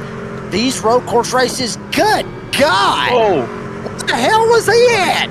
You can't see nothing. That's going to be Lothian almost got tagged by Hubbard as well. Had one sliding right across the bottom right there. I ain't got a clue who the hell that was. You couldn't see him. Jeffrey Johnson, here comes Hubbard on the outside of Lothian trying to make the pass. That is a tough spot. Oh my goodness, that's a tough spot. You're fighting for that spot right there. Wow. Here comes the ship. Oh, a little pun again, man. Look at this. This is Hubbard, by the way. This is for the lead. Blake Lothian's in the lead. Hubbard's right on his back door, guys. This is for the win right here. Wow, here we go, baby. Lothian, he is not in the chase. Hubbard is. You see Lothian sitting up at the top of the leaderboard, and then you go second through seventh. From Hubbard all the way down the lines, every single one of these drivers is in the chase. Pappas is out. Tribune what a fight back for Kerry Tribune. I mean, he had that issue with Peacock right there at the start on the first damn lap. Going into that hairpin turn, Jason, you were talking about Tribune able to fight back. He's in the chase, get up here and ninth, but Hubbard is trying his tail off to try to get there. He's even going into the fence right there at the start and finish line. Yeah, and it's a good bounce back for Tribune, right? Last week was a tough week. I know him and I got together at one point. You know, Martinsville was a. How would we explain we don't want to talk about that one, do we? Keep chill. Tell us how you really feel. You know, Tell us. Come on, dude. Oh, yeah. Well, you know, yeah, it's Martinsville. me and Jacob are like, tell us. Interrogation. Got the bright light on. You know, no. I think we follow the same sentiments that you were frustrated. And I think we were too. We're getting the hell out of there for sure. Yeah. Yeah, and last week, I mean, it was just a different setup. It just, the trucks felt so different there, the way that they were unloading off the turns, you know, it was really different. You know, and there's so many good drivers, you know, and like I said, in this league. And, yeah. We could put a better product on that, but yeah, they were just different. You know, but this is a fun race to watch. I think we said the exact same thing, and then we were worried about were we going to get in trouble for what we said, and obviously, you know, we just said how we felt, right, Jacob? I mean, that's a problem. Watch out! Go! Yeah. Look out, Cody, for the win. Is that Cody not? Hang on, Cody. Wow. 21st. What are you eating? You're eating always. What are you eating right now, Dean? What is it? What is tonight's lunch menu for you? There you go. Yeah, too much pork is bad for your heart. You know that, right? Hey, don't be eating Miss Piggy too much. You know. I can't. Guys, I can't imagine. Look, real quick. I don't give a damn what he's eating right now. I ain't gonna lie to you. I'm eating SkettyOs right now. I just got back from a 5-hour ride, or 9-hour ride, 500 miles back from Daytona. I'm gonna eat me a little supper and watch the end of this bad boy because I got a feeling we're gonna be in for a hell of a finish. Yeah, I got a feeling it's going to get good here. So, Jason, what were you saying, buddy? Lothian in the lead as we come to 10 to go. No, I can't imagine how dark it is. Can we go on an onboard view just to see if we can kind of see how dark it is? It's got to be. Oh, it's even darker on the broadcast than it is. Oh, Scruggs is in trouble. He's in the fence, y'all.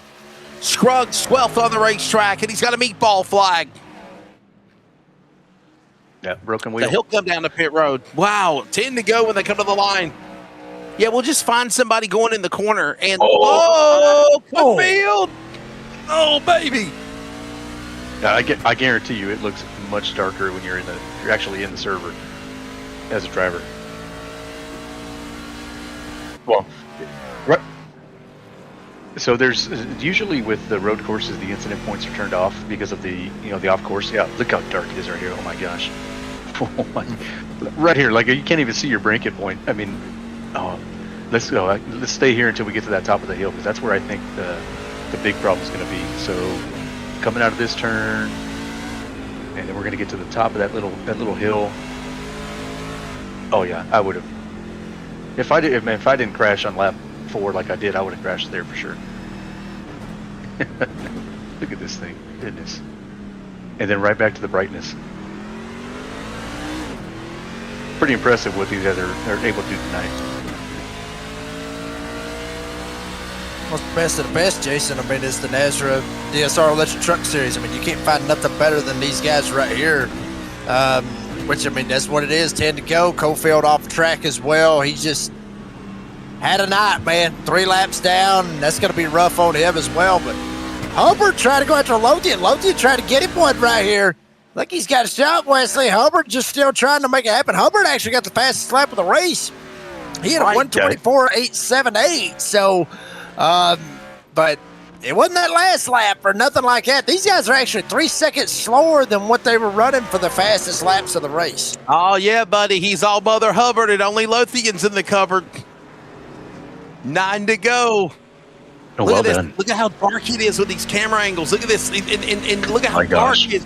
See, Jason, can you even see? I mean, can you even see? Can they see? Can our audience see? That's the question, man. Man, it is so dark. That's crazy. it's more bright on the monitor for us than it is for our audience watching on the broadcast, man. It looks darker for them. But Wesley, that right there with the view that they've got right there going through the infield right there, that literally looks like 4 o'clock in the morning when you try to hunt a buck in hunting season. Literally, that's exactly what it is. You can't see a damn thing when you're going through there. Obviously, if black truck slides through there, you're screwed. Oh yeah, I mean Bambi. I mean screw it.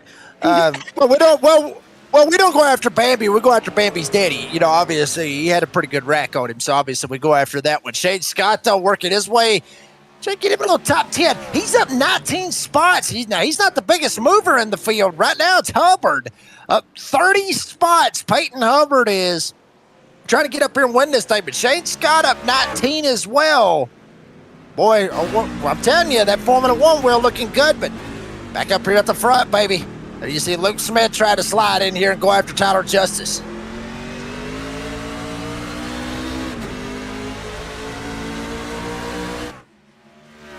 Down to the inside, there goes Luke Smith going after Tyler Justice for that spot. This, by the way, is for 4th on the racetrack, for 4th.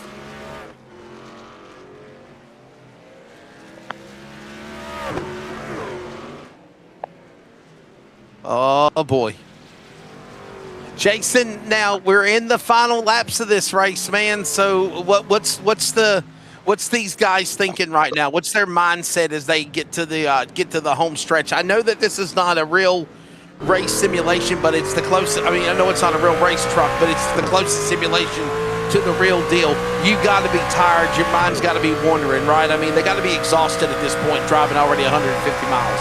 Oh, absolutely. And these road courses, I mean, it may not be quote unquote real, but you feel these things, man. You get off, you do a whole road course, and you get off these things, and you're sweaty, your hands are sore, right.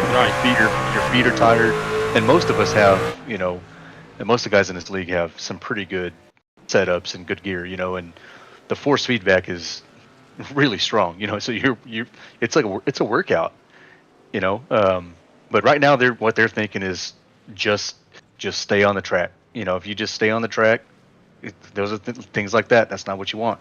You just want to stay on the track, and usually if you can do that, you're gonna have a pretty decent finish at these courses. I wasn't able to accomplish that, which is why I'm joining you, distinguished fellows. But I'll tell you what the hell they're thinking. Where am I going? Especially right through here. I mean, where in the hell am I going? I mean, literally, you're driving and they're blind. We're looking at the back of Blake Lothian right here, back to Peyton Hubbard. I mean, oh my God. Nah, no way in hell. I couldn't do it. I couldn't do that right there. I'd be screwed from the get-go. I could not do it. I mean, it's dark, and it's even more dark on broadcast. You missed that turn. Look at this. Oh, man. Oh, my goodness. And he opened the door to Hubbard. Here comes Hubbard on the inside. Whoa! I think beef! I think Hubbard opened that door. I think he came with the bar and blew that thing open. Oh boy! Oh, he's gonna go back though. Oh, he's gonna go back. Oh, be nice, Blake. They're in the Trilogy chicane bus stop, whatever the hell you call it. Trilogy. I don't know what kind of medication that is, but it's Trilogy. See your doctor. Where you take it. So, let's look it up. Yeah, look it up. What is Trilogy? Oh, they are. Yep. Oh man. Well, remember that wasn't the first time that Hubbard, kind of got in the back of the tailgate. So Blake's not gonna forget that. We don't forget those things, do we, Jacob? The memory. No, I mean, race drivers do not forget. I mean, they never forget what's going on and everything else. Obviously Jimmy Spencer, Mr. Excitement Jimmy Spencer, he quoted it obviously off Kurt Busch. He just doesn't forget. Drivers do not forget who has screwed them over in the past. I remember a driver back when I started on iRacing. I can't remember the guy's name, but if I saw him out on the racetrack, because, it's one of those long names that I can't pronounce. But if I see him, if I ever get back on the service and I see him, his ass is going up into the fence. Not in the wall. He's going up in the catch fence. That's how drivers think. That's how every single driver thinks right now. Now, Lothian, he's got nothing to lose. Now, Hubbard trying to get all the points he can, basically ran over Lothian right there. Hubbard's got a lot to lose right here as well. Lothian, he's got nothing to lose. We'll watch. Excuse me. We'll watch it right here. We'll see what the overtake was right here. Jason, you talked about it. He ran him over. I want to see how hard it was, or maybe if Hubbard just missed the corner, or did he just straight up run him up? Nah, hell, he set it in there. Oh yeah. Oh, he just body slams him up the hill. Yeah, the way you saw Blake go up that track, you knew that was was not by mistake. No, but you know, definitely see that was a little bump in there, a little bumping going on. So the thing is, you know, Hubbard's racing for points, you know, and Blake's not easy to pass. And saw his opportunity and he took it. I mean, was it a little aggressive? Yeah, I mean, he didn't wreck him though, you know, and those are those things you're upset about during the race, but afterwards you think about it and, you know, you're like, maybe I would have done the same thing. I wouldn't know. I mean, that's way too close to the front. But but I tell you what, if Blake gets back to that bumper, we're gonna see something.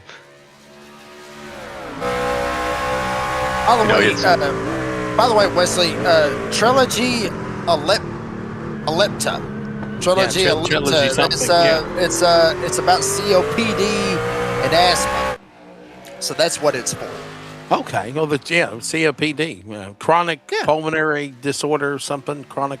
Did you say COPD, asthma. There you go. Five, make it 4 to go. Asthma, all that good stuff, yeah. Oh, so that's what COPD. Here we go. Here we go. Get him locked in. Well, he's about to get asthma right now, coming off of that last corner, ain't he? 4 to go. Oh wow. You know, it's this funny, isn't over. I was talking earlier about just how much better Hubbard was, you know, through that chicane, those bus stops. If sometimes you get behind a guy and you figure out what they're doing, you know, and then it evens the playing field.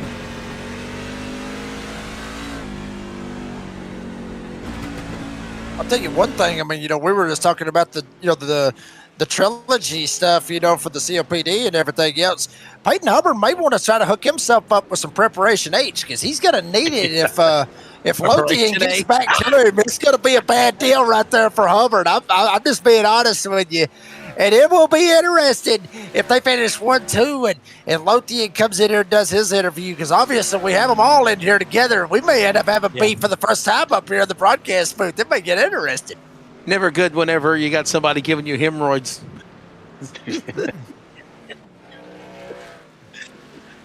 Hubbard and Lothian, look at these guys going at it down in the corner. This is the battle for the win, but Hubbard, I think, Jason, he's realized, okay, I got to get away from this guy, right? If he gets to me, I'm in trouble. But here's the problem. Lap traffic is in the way, and this race is not over yet. There's still 3 to go. Yeah, and I mean, these laps are, I mean, they're, what, a minute and a half? You know, so we still got some time to go, and they're going to catch that, whatever this next car is. But, well, we can see it, wherever it's at. Hey, Jacob, you were in Daytona, right? Did you get to see when they announced that Days of Thunder 2 officially was being dropped? Did you see that? Yes, I did hear about it, and I did see something about it as well. You know, I'm going to be a big fan of that as well. Can't wait to see how that's going to work out as well. I'm not excited about Anne Hathaway being in the movie. I mean, she just doesn't.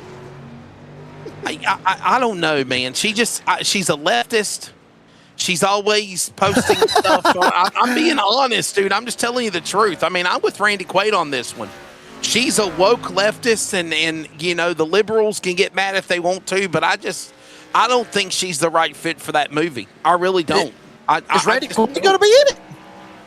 Randy posted something on X that said Tom Cruise called me and you know, the band's back together or something. So, but then he posted that he wasn't. But then he posted that he wasn't a fan of Anne Hathaway either. Like, that's the only thing that got me when I saw everything. When they come to the line, by the way, 2 to go. Hubbard and Lothian right there. Let's see what happens as there's more lap traffic ahead. Yeah, I just don't. I don't know. I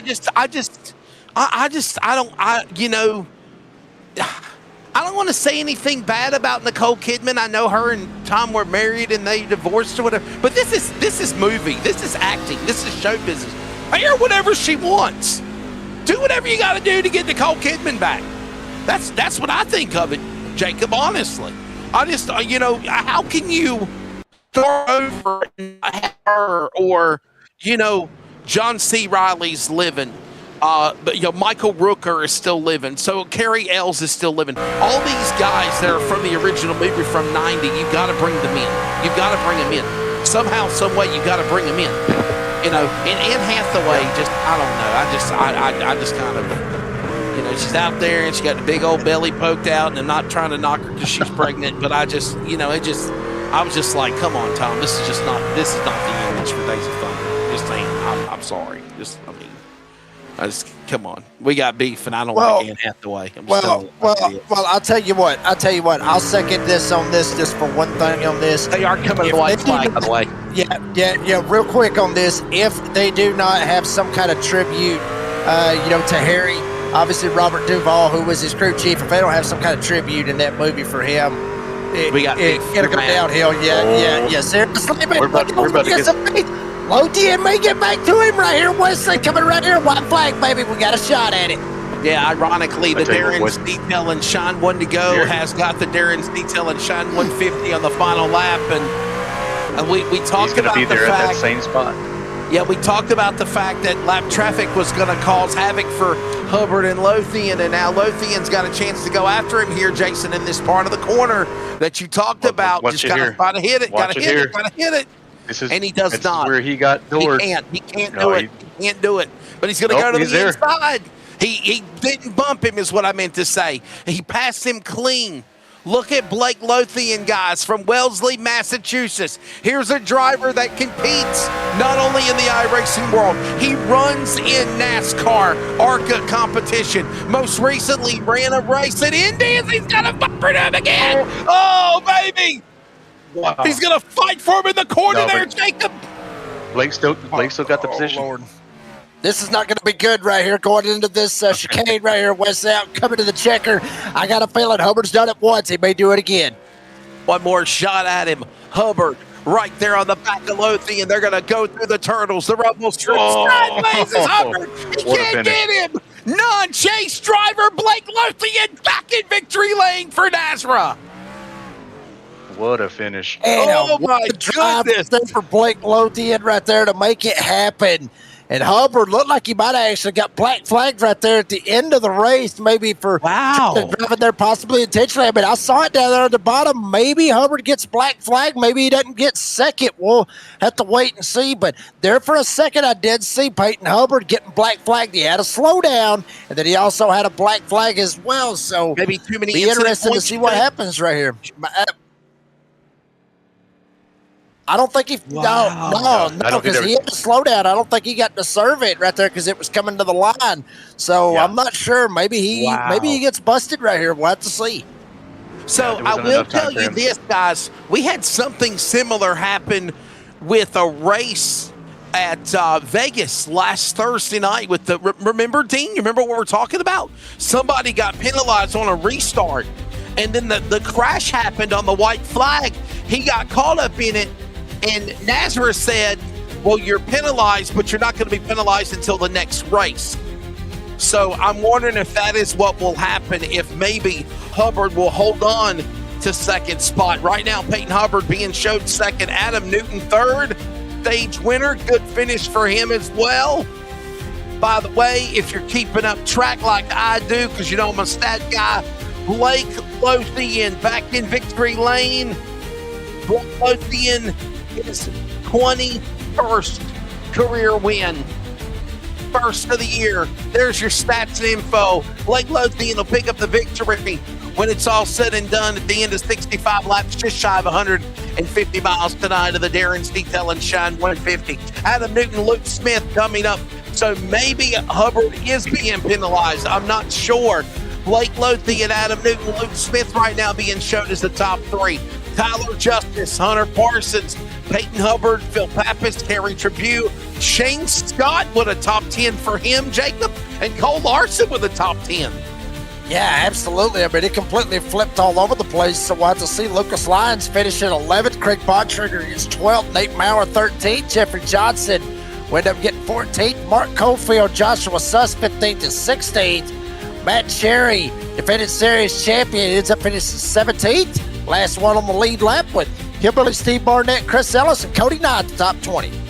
Here we go again. Going to be 21st, Joey Stiers. All these guys a lap down, multiple laps down, out or more. J.D. Larson, Jonathan Cofield, what might have been for him. I tried to bring him in. He wouldn't talk to us. Buzzy Mungold, Brandon Wallace, top 25. Dustin Scruggs in the wall, late. Followed by Raw Meza, Tyler Goodwin, Andrew Harris, Craig Schroeder, top 30. At 31st, we'll see Coy Miller with Shane Trotter getting 32nd. Aaron Van Ryder will get 33rd. Some guy named Jason Morales, he'll end up getting 34th with Taylor Peacock. That is big. 4th in the standings coming into the night. Got a feeling he's going to drop pretty quick. Finishing 35th here tonight. Stephen Gregory, Chris Blanchard just wanted to see what was going on. TJ Moore, the race director. Well, ladies and gentlemen, Jason Morales, thank you, buddy, for joining us as driver analyst. We appreciate you. Yes, sir. It's Jacob fun. and myself are going to take a break. When we come back, we grab the top 3 next at Charlotte. Stay with us. The Roval is over with an A, not an E. It's Blake Lothian, the winner. Craftsmanship that lasts a lifetime is Florida Cabinet Distributors. With over 20 years in business and 39 years of woodmaking experience, they proudly serve Northeast Florida to Southeast Georgia, delivering custom woodwork that combines precision, beauty, and durability. Whether you're dreaming of a custom kitchen, bathroom vanity, fireplace and mantle, entertainment center, outdoor kitchen, or even a full library, we can build it at Florida Cabinet Distributors, exactly the way that you envision. Hey, no project is too big or too small. If it's made of wood, Florida Cabinet Distributors can make it.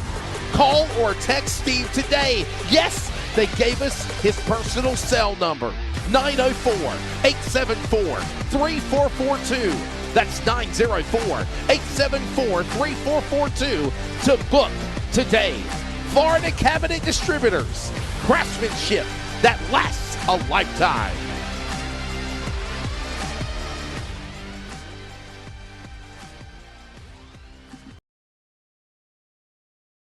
Premier Racing Setups is the longest running setup shop on iRacing.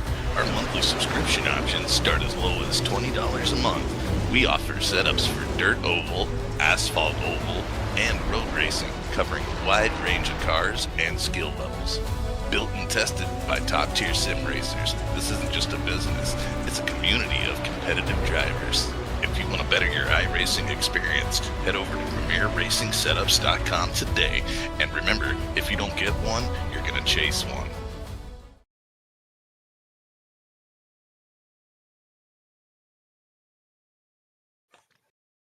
We are finished before 11 o'clock, so I can be able to join my buddy Jacob, Wesley Outland. Thanks for Jason Morales taking the time to join us in the booth as a driver analyst after he got crashed out. This is the Florida Cabinet Distributors Winner's Circle Victory Lane. And let's grab the winner. Win 21 of his career. He races NASCAR. He races ARCA. Most recently ran at Indianapolis. It's my buddy out of Wellesley, Mass, Blake Lothian. Congratulations, dude. Dude, I have never raced that hard on the sim in my life. That was insane. Enjoy this one. Enjoy this one. Thank you.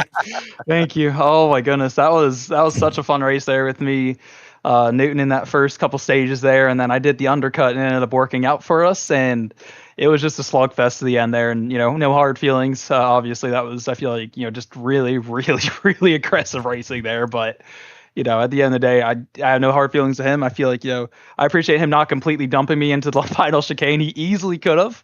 And I really appreciate him not doing that to me. Well, Blake, I'll be honest with you. I mean, you could have fooled me easily because I could have swore I was sitting there thinking, yeah, these guys are seriously pissed at one another. Like y'all were literally mad at each other one way or another. But Blake, I mean, how good does it feel to get back in victory lane, here at NASRA where your roots started and everything? How good does it feel?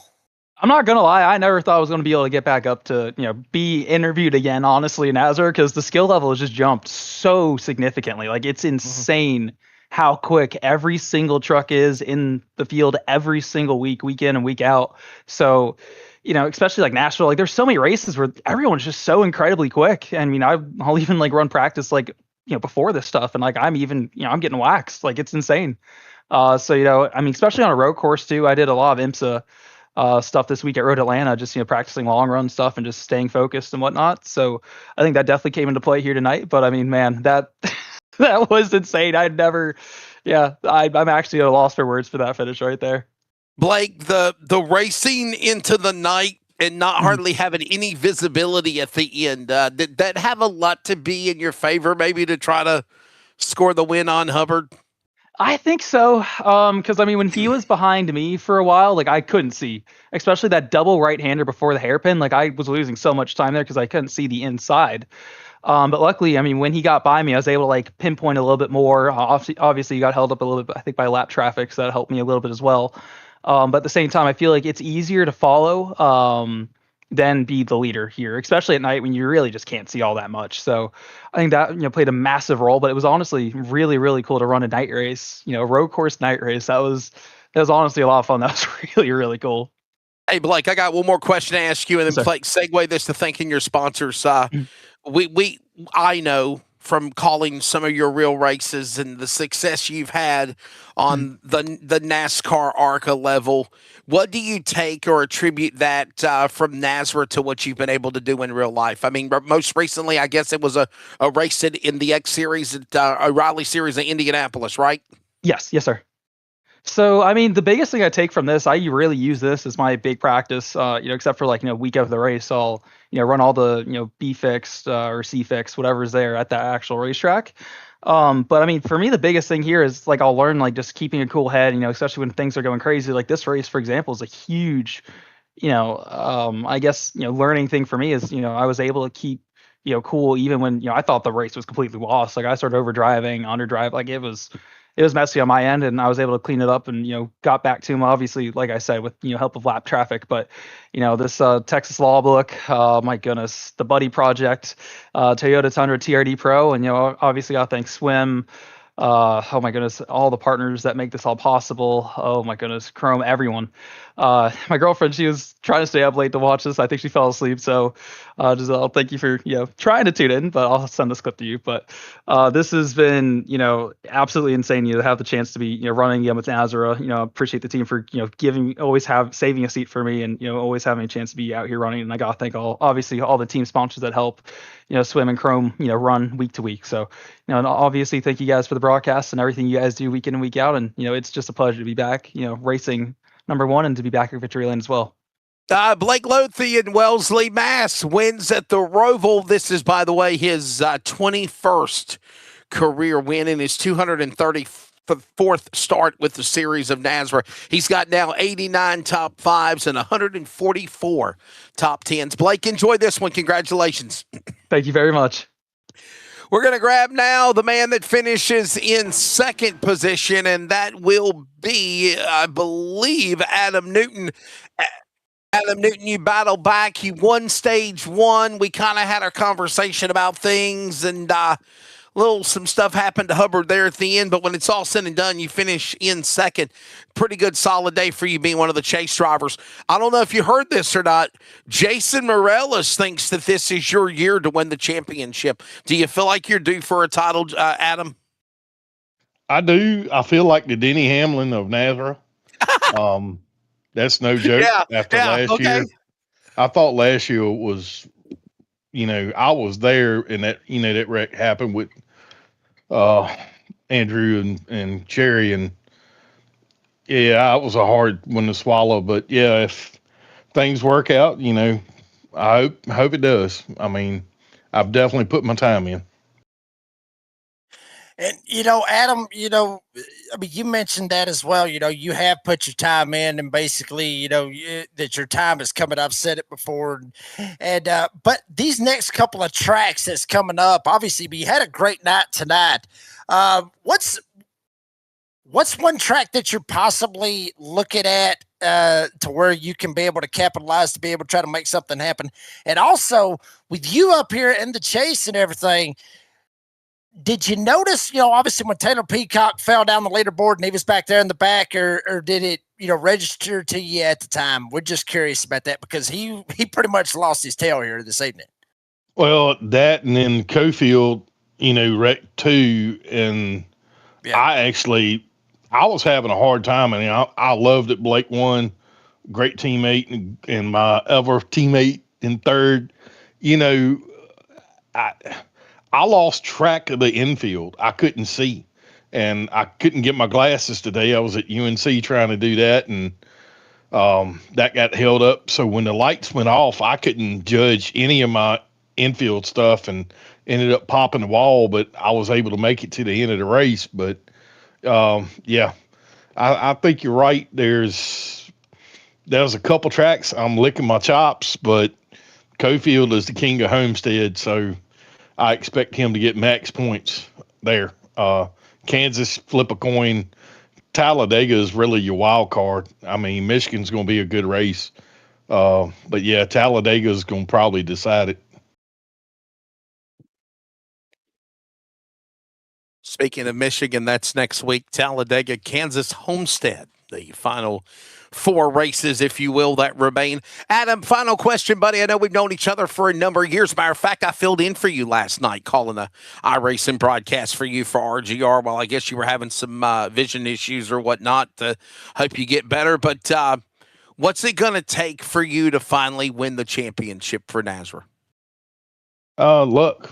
A lot of this is luck.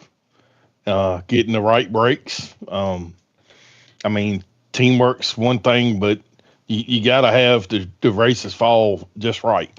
If they don't, it makes for a long night. And I'm struggling with that on Thursday with the new horsepower, but the luck is the biggest thing. Well, buddy, before we let you go, please thank your sponsors. And, dude, congrats on this W. Yeah. Congrats on second place. I did win the second stage tonight. No. I was going to say you won the stages. You won stage 1 and 2, and I will say this as well. It's a good points night for you. So as far as the highest chase driver, it's a good night for you, Adam. Oh, absolutely. Thank Jeff and Dan, Millie's, A's Landscaping, Handyman, Lumpkin for the paint. Jack Spoon and Moore, Darren's, Brady and team, y'all, the Buddy Project, LPP, race cars. Y'all saw the news about Lee Pulliam. That was freaking awesome that he's going to get his chance in the Raleigh Series. He deserves Mama it. Jean's, yes. Hey, if there's a driver out there, he is the one. That's right. He is definitely giving it his all in everything he's ever run. I remember when he first started. But yeah, and thank God and keep my pastor's wife in thoughts and prayers. She's having a real hard time right now, but it's been a good night. Thank God. There you go. There's the thoughts of my buddy out of Hillsboro, originally from Danville, Virginia, Adam Newton. He'll finish in the number 2 position, dominated stage 1 and 2. I just want to throw that out there. But he also was the highest finisher of all of the chase drivers. Pretty good, solid night for him. And finally, let's grab third. Kermit the Frog here, surviving, puddling, jumping his way, frog hopping around the Roval to finish in third. Quiet night for you. Luke, but when it's all said and done, man, you'll finish on the podium. How's your take of the race in truck 27? Well, I started in the back because I was a bad boy last week. I got an EOL, so I received my quote unquote spanking from TJ and worked my way up through the field. And I passed a lot of trucks, and even though I passed a lot of trucks, I don't think very many trucks passed me. But I'm grateful that I lucked into this third place finish because the chase hasn't started off too great. But yeah, it was just navigating and passing dudes all night, and I had a heck of a lot of fun. First off, damn, about the spanking deal. I mean, that is the first time I've ever said. But usually I say, usually the winner spanks people, but I ain't never heard of that crap. But anyway, but Luke, I mean, well, we talked to these other drivers about that as well, about the night and everything. Would you like to see more of this right here? With these road course races in the nighttime, where it's kind of hard to kind of see. It gives you a little bit more of a challenge, even though the truck, which we talked to Jason about tonight, it was already a little bit of a challenge, as loose as it was. But would you like to see more of this? I mean, as fun as it would be if we didn't have the advantage of the lights in the oval, that would be a very scary race. So probably not, but it was definitely a fun experience. I mean, I could semi see in the infield, but it was mostly running off of muscle memory in there. So yeah, maybe no like Sebring or something like that in the dark, but maybe another Roval in the dark could be fun. There you go. That's sad. Well, I guess I'm gonna shut up. Well, Luke, before we let you go, buddy, thank your sponsors. I mean, I guess with that horn, guess that means it's time to wrap it up and shut up. So yeah, go ahead. Alrighty, well, I'd like to thank my sponsor that stuck with me for 3 seasons, Starbase Comics, Florida Cabinet Distributors. They're another sponsor of mine. I'd like to shout out you guys. Y'all put on a great broadcast. I'd like to shout out NASRA Racing Esports. Those are my teammates, and Adam is my my teammate in my heart. Brady LaBeouf, you were missing tonight. That's not good for team points. Like to shout out everybody that makes NASRA happen. This is great. This is fun. I like to thank all the drivers. We put on a good product pretty much every week. Do we know where Brady was at tonight? I mean, was he playing hooky? Is he sick? Is he decided to take a night off? Like what's going on? He warned us last week that he wasn't going to be here. I'm pretty sure he warned us last week that he wasn't going to be here. I just got to make a funny. Got you. Fatty make a funny. There you go. All right, man. Well, thanks for your time, Luke. We appreciate you, buddy. Thank you, guys. Hey, by the way, don't forget, tomorrow night, the penultimate race of season number 1 of the NASRA Prosper Engineering Endurance Series will be in action at the virtual Long Beach Street Course. Join me and Anthony Shababy for coverage tomorrow night at 9 p.m. Eastern Time. 2 hours. Don't forget about the 6 hours of Spa also coming up. I'll be in the play-by-play role for that one. That'll be coming up on Sunday, September 20th. 2 p.m. Eastern Time. They need to make the promotion a little bit bigger. The little letters there in the A. I don't like that. Tell Cody to make it bigger. Tell Joshua to make it bigger. So September 20th, 2 p.m. Eastern Time, 6 hours at Spa. Season number 2 coming up. Don't forget NASRA Prosper. No, I'm sorry. Hang on a minute. The NASRA Post Popper ARCA Series will be at Darlington. The next round of the playoffs, round number 3, and the Cops Trucks in season 12, now on Thursday night at Iowa. There you go. There's your upcoming broadcast schedule. Jacob, always fun, man. Your take of tonight here at the Roval. Winner, Blake Lothian. Congrats to him. And thanks to Jason Morales for joining us as a driver analyst in the booth after he crashed. Yeah, I mean, absolutely. First thing I want to thank is SpaghettiOs, because they filled me up after a long day that I've had. So thank you very much to the SpaghettiOs company, Campbell's, or whoever the hell makes them. But thank you very much to them. And Blake, I got a question. I don't understand. Does your wife not pack snacks for you for trips like Daytona and long trips on the road? I mean, no snacks, no Buc-ee's, no nothing. No, I don't eat at Buc-ee's no more. I got sick bad one time off I-75. I threw up out there on the interstate, and no, we don't talk about Bucky. No, their biscuits suck. But other than that, yeah, I mean, but obviously shout out to Blake Lothian getting the win here tonight. I mean, everybody putting on a hell of a show. Great finish. I mean, great drive ball, these guys, and we talked about it earlier on as well. Real quick, I want to give a shout out to my dad and my son and my wife. I mean, we had a fantastic trip this past weekend at Daytona, and we're already planning for next year. The kid loved it. We're already planning it for next year, Wesley. If only the race would have been a lot more exciting, because that race is boring as hell. I think sometimes NASRA puts on a better race than what the NASCAR stuff is lately. I'm just being honest. Ladies and gentlemen, that's going to do it. Next week, we're off to Michigan. Should be a good one. Congrats, Blake Lothian, back in victory lane. Another first-time winner of the season, 23rd career win. Enjoy the rest of your week, everybody. For Brady LaBeouf, who's not here, Cody Knott, TJ Moore, Dean Hopton, Jason Morales, Jacob Reeves, up Wesley Outland. We'll see you tomorrow night. Prosper Engineering Endurance Series at Long Beach. And until then, next Monday, Michigan. Take care, everybody. Good night from the Roval.